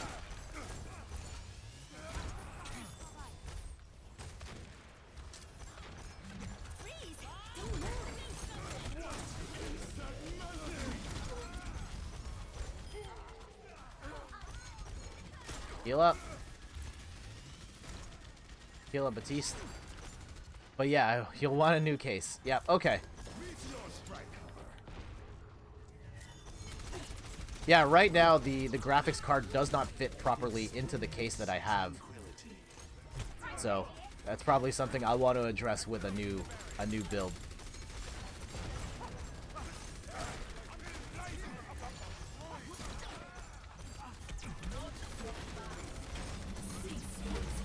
We're trying really hard. This is not great.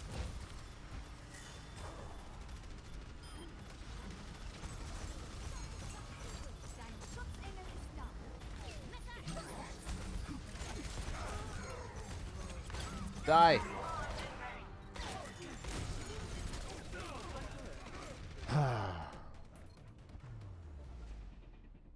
I do have plans of streaming stuff that's not just playing games. I mean, besides Boss Rush, I want to... I'm either... The next time I do the decorating the backdrop here, I'm either going to stream that or make a YouTube video of me going through the process of updating it. I think the thing I have to consider is the mic. Like, how do I sound like when here? Like, how good do I sound if I'm standing over here and I'm adjusting stuff? How well can you hear me? And based on what I'm seeing on the mic levels, it's not entirely the worst, but I would have to, like, yeah, really project. So, something I have to figure out. I don't have, like, a wireless mic set up to carry around with me all the way around, and I can't really, I can't really move this blue snowball around. I'm sure you'll deal somehow. Yeah, I think that's what's making me think that it would probably work better as a video in the immediate term. Like, yes, I can turn up the noise gate or turn down the noise gate so that it picks up more of my sound, my voice, but it's still not going to sound great. So I was thinking maybe it's a video instead of, like, I can come up here and say, hey, I'm going to put up this sick Batman picture on my wall, and then when I go, I can then cut to me putting it up on the wall. And then you don't have to hear me sound horrible a lot as I do it. But yeah, sick Batman picture, by the way. Pretty sure this is Jim Lee art.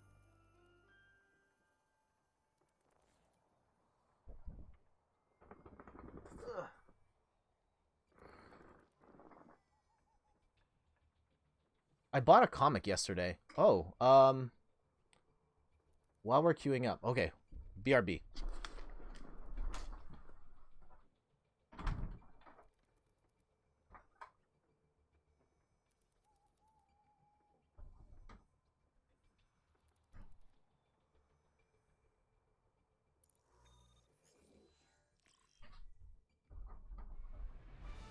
Traveling to Icon.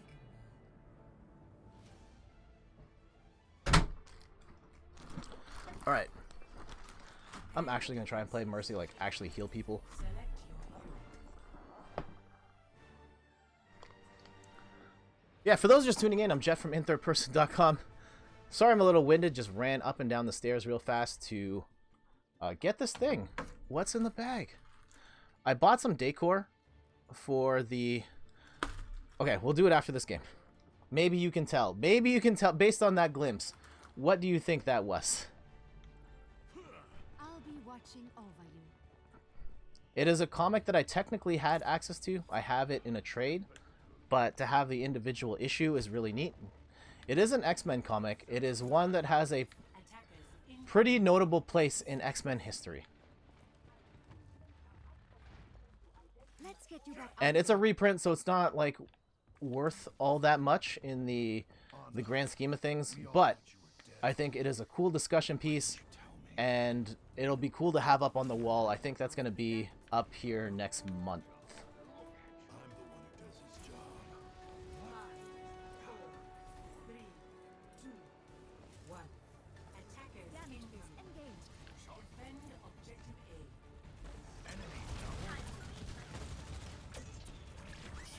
And so, Pete, I know you've been setting up some stuff, like you got the mixing board, you're working on that and working on the graphics card stuff. When do you have a plan for like streaming with all that gear going and the camera going and all that? Is that going to be like Game Blast and then after that it'll be like that all the time, or? Let me get you patched up. Alright guys, heal up. Heal up, don't die. Don't die.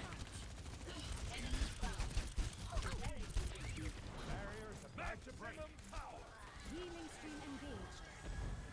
Alright, don't die. Yep, don't die.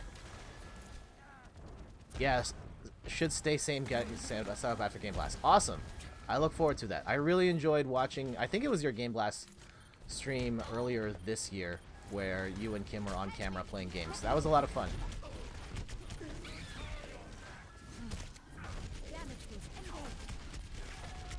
Yeah, we did one.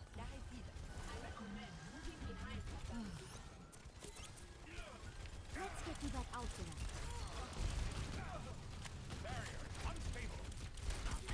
there. Hey, got a kill. I know that's not what I'm supposed to be doing as Mercy, but someone had to get those shots in. Heroes never die.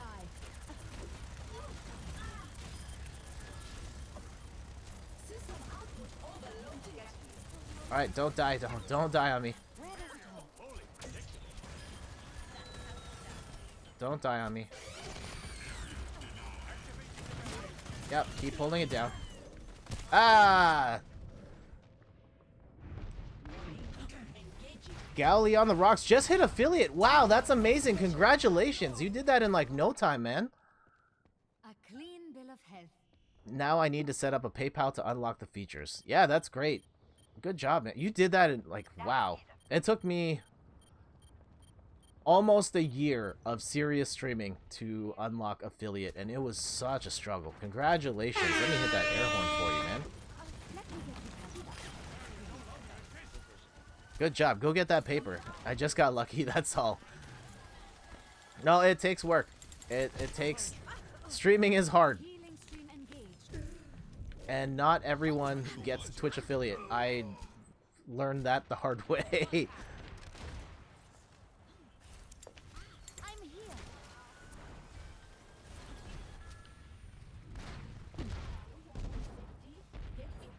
So yeah, you put in the work and you got the results. So that's fantastic. Ooh.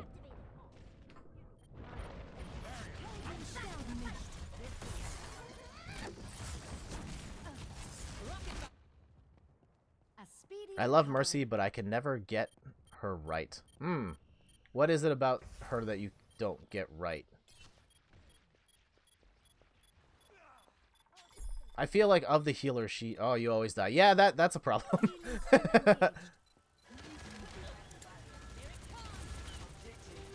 Don't die. Don't die. Don't die. I could use some assistance.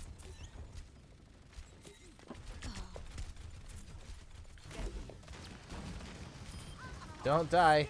Oh, Randy, get back here. The only healer I'm sort of good at is Lucio. Yeah, I hear you. I like that Lucio's healing is just passive. Like, I don't have to actively... I just have to walk, which I was going to do anyway. And I don't have to map my mind to... I have to walk and heal. Yeah, exactly. I get it. I like Lucio for that reason as well. Oh, yeah.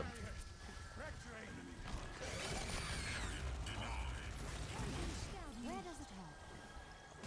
It's the multitasking that gets you. Okay, who do you main in Overwatch?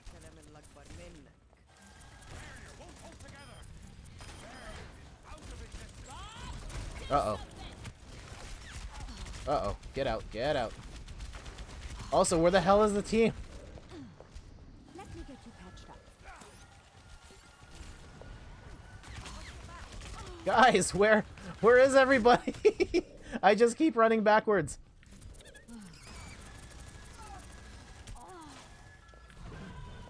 Oh. Oh no. Oh no. This is bad. This is real bad. This is real bad. Oh, we got him. Nice.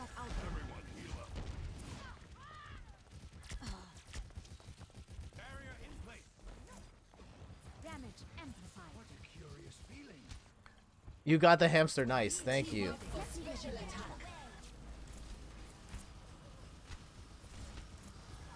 All right, I got to do something here real quick. There. You needed a doctor? All right. Do damage. Go kill stuff. There you go. Well done. Go squad. Let's get you back out there. Go do the things. Stop them. Is that melody? Let me get you patched up. Oh, had I known, I could have powered up the other thing. Oh. There we go. Go, Farrah, go. That's a lot to take in. I'm taking care of you. So, Gali, where do you plan on spending your first $1 million of Twitch money? Let me get you patched up. I'm still waiting for my first mill.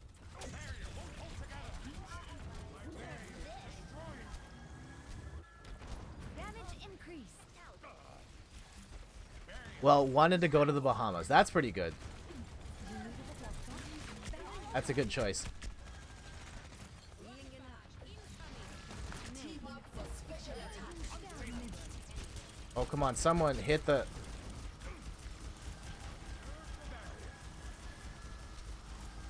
60 seconds remaining.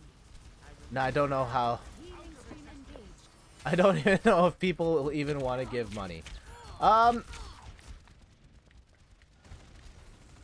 If you make connections with people and you provide viewers with a service that they enjoy watching, some people will. I think the percentage of viewers who give money versus those that don't is pretty low. But if you make a positive enough impact on certain people in your life, you'll get something. I can say at the very least, Twitch generates more money for me than my blog has in 10 years. Like on a month-to-month basis, how much I make on Amazon affiliate on the site versus how much I make from subs and bits here, like it's not even close. And like I don't make a lot on Twitch at all, but it is enough to make a difference.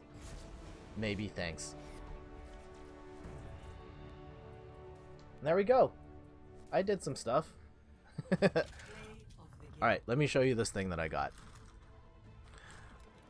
Yeah, so this is a big issue in history. This is X-Men number 266. And what makes this one significant, it is the debut of Gambit. One of the coolest X-Men in the history of the franchise made his debut in this issue. So I think this will be a cool one, cool piece to have in the backdrop for next month. I got it from our local comic shop, which is actually closing down. That's really sad now that I think about it.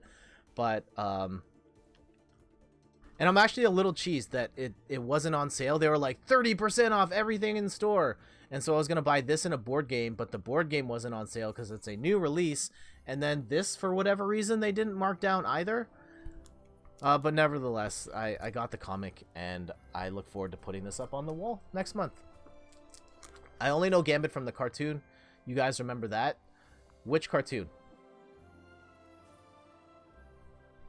There are multiple X-Men cartoons, and I know the 90s one. The 90s Fox cartoon. And that is the one. Yes! I remember Gambit in particular from that show as well. And he was awesome.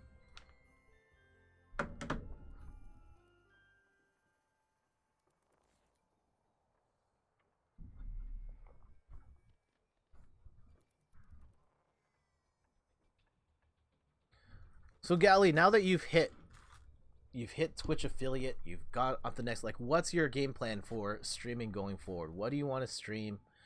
When do you want to stream? What are you trying to get out of it?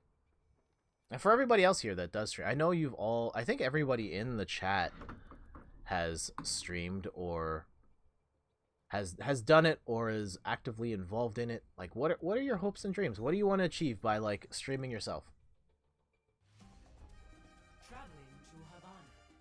Havana, oh na na.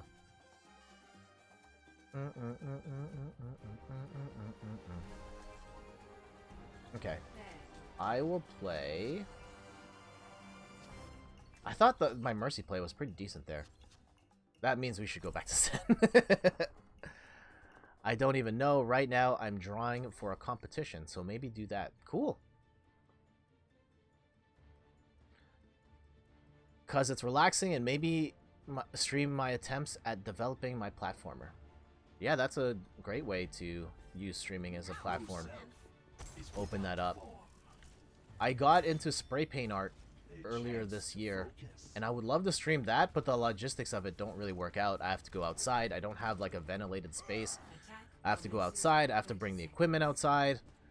There's a good chance that I would get paint all over my stuff, and it's unfortunate, but I would love to stream me doing that.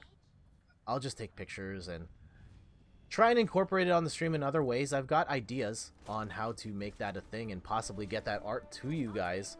I'm just spitballing right now. Next year I'll have more details on that. Oh yeah, you need a GoPro and stuff. I do have a GoPro, but I do not have the stuff required to set up a GoPro on stream. Oh, jeez. What are you doing, Diva?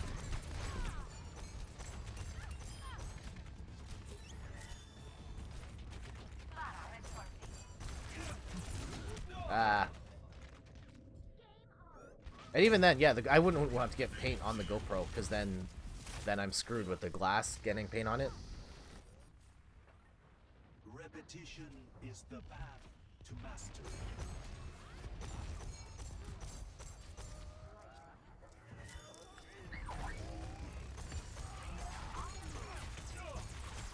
Oh.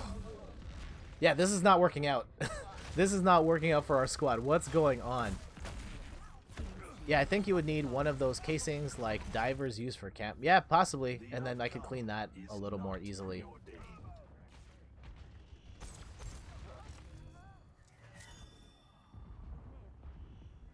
It's a whole thing.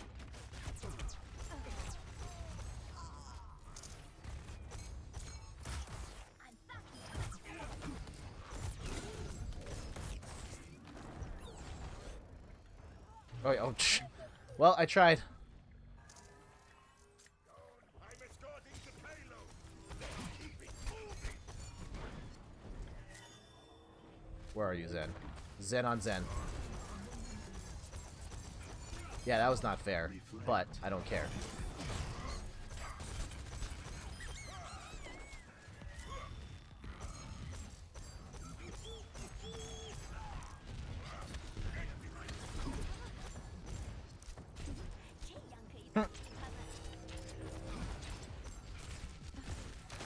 Alright, heal up, guys.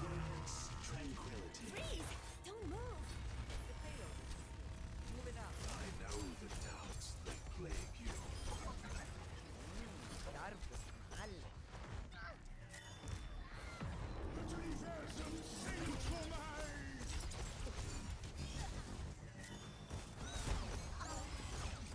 Oh no.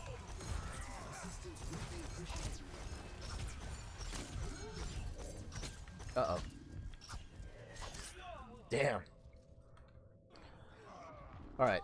Not working so great as here. 冰墙升起来吧！ I don't know if that means I should retire my Zen, but we'll keep playing. Outcome is not preordained. Da-na-na.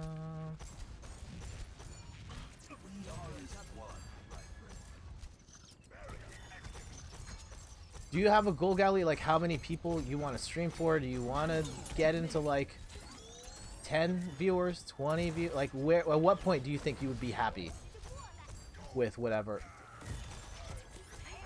10, 20, 30, 3,000, 5,000? Alright, I gotta actually, like, heal some people here.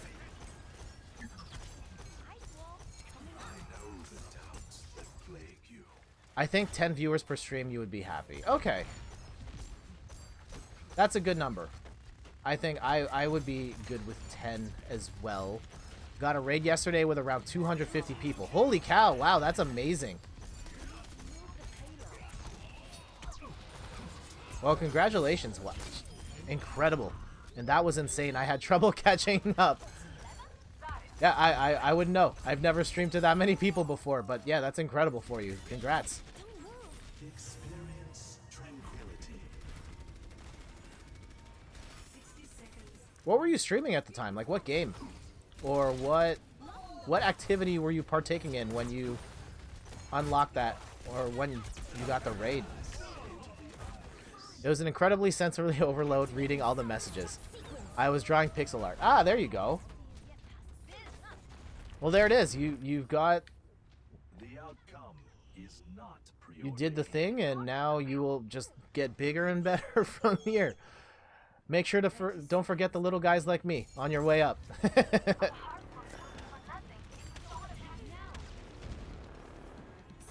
your resistance.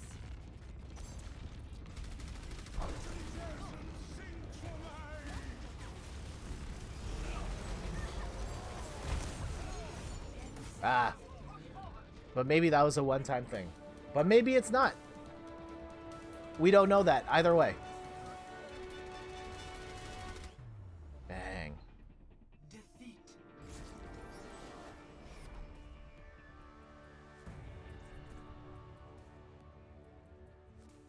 Alright, we're going to do one more game. Thank you to everybody that's hung out today. Fake Ghostfire Robot. Thank you, Randy, Player 2 Start, playing Overwatch with me. Thank you, Pete111. Thank you, Gao Li, and congrats again on Twitch Affiliate getting rated by 250 people. That's incredible. We will do one more and close it out. What is the rest of your day looking like? I'm going to be getting together with my high school friends. We are doing our annual Christmas get-together. And we're going to have...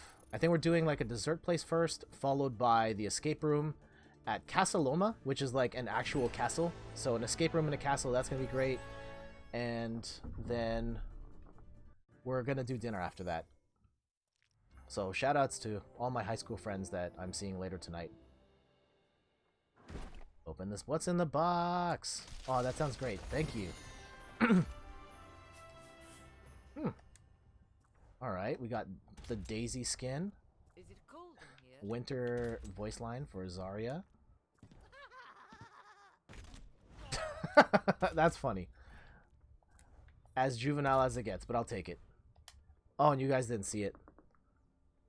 Have you done the snowball fight with me? I don't know what you mean by the snowball fight. No, I have not. And Pete says, I like the whole escape room thing. Good fun. Yes, they are fun. And Gaoli, you have not tried them. They are a great time. I think that they take a time or two. Hold on. I think the chat box is not here. That's unfortunate. Hold on. Let me fix that. I'll play Mercy. Chat box. Yeah, I didn't realize that the chat was not showing up here, because that should be here the whole time.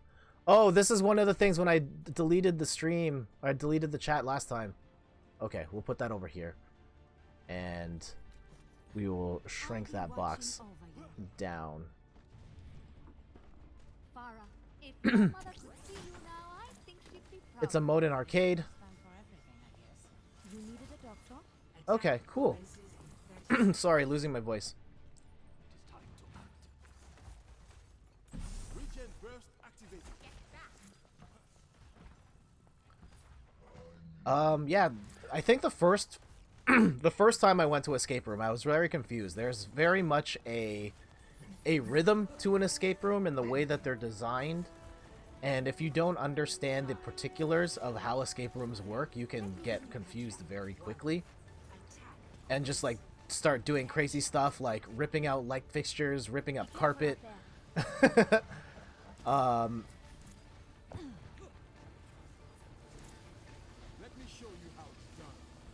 But yeah, my wife and I are now at a point where our winning percentage is above 50%. It took us a long time to get there, but we did it. Oh. Sigma, don't die. Randy, don't die. Oh, jeez. Don't die. What the heck is going on? I think we need to retreat. Like, get back here, because this is not looking good. Alright, get back here. Let's get you back in the fight. Pick yourself up. Dust yourself off. Alright, let's find another way through this. You needed a doctor? Oh, I just saw that this is the Switch port. This looks good. Yes, we are playing the Nintendo Switch version. It's okay. I think it's definitively the worst way to play, but I think it is still good enough for casual play, and if you really need to play a portable version of the game, I think it's totally okay. Let me get you patched up. Played 7, lost 1, which I'm pleased with. Ah, that's good. Wait, what were you playing? That played 7, lost 1? Or escape rooms. There you go. Lost only 1 escape room. You're a beast, Pete. I could use some assistance.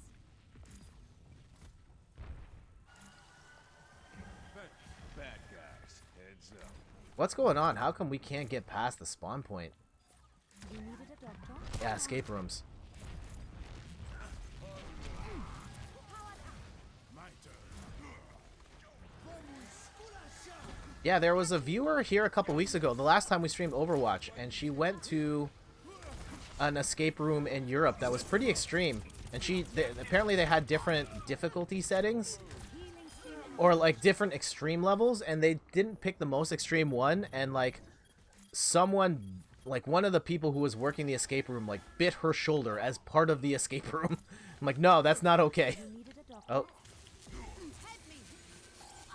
This is not The Switch version have crossplay. No version has crossplay right now, from what I understand, but I would assume that crossplay is only a matter of time. I'm gonna guess that that rolls out as part of Overwatch 2. Really sounds a bit much. Yeah, I would prefer people to not bite me. Ever, really. I'm just not into that kind of thing. 60 seconds remaining.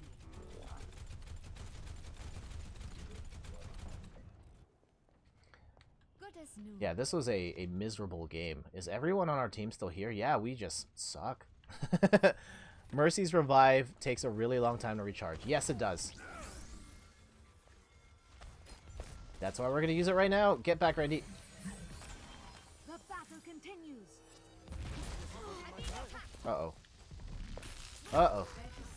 Oh, no. Ugh, this is a miserable way to end the stream.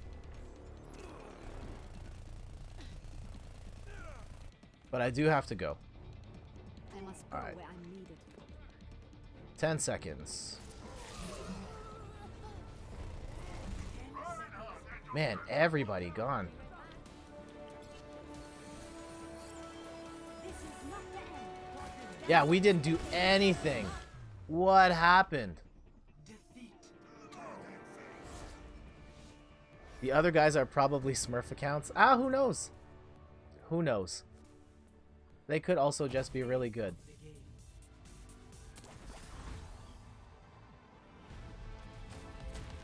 Let's see this play of the game.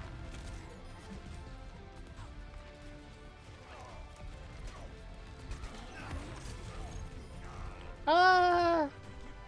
Well, congratulations nevertheless. And we will vote for Gower, bro?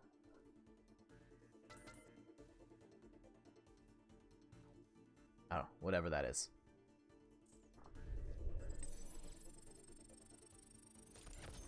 Alright, let's get out of here.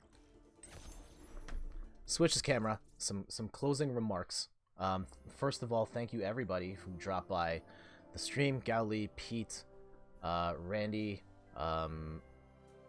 Fake Ghost Pyro Robot. Thank you all for coming by, playing Overwatch with me, keeping me company.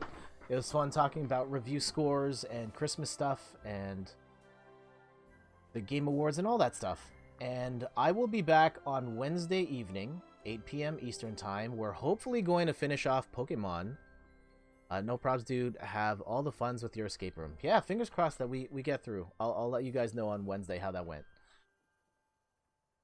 We'll be back on Wednesday, hopefully finishing Pokemon. I've got all 8 badges, and I think there's just like a couple more stages to go. So hopefully we can finish that off before the end of the year, and then we'll be back on Sunday again. We'll be playing Tetris 99. And I realize the holidays are coming up. Christmas week, the schedule is going to be a little different. I will get back to you in the near future on what that's going to look like. In the meantime, though, make sure to follow me on social media at InThirdPerson on Twitch and Instagram. And check out the website, inthirdperson.com, for more articles and videos on video games, board games, and other nerdy pursuits. Again, thank you all for hanging out with me. I'm going to go eat some breakfast and wake... Yeah, we're gonna get going. All right, take care, guys. Bye.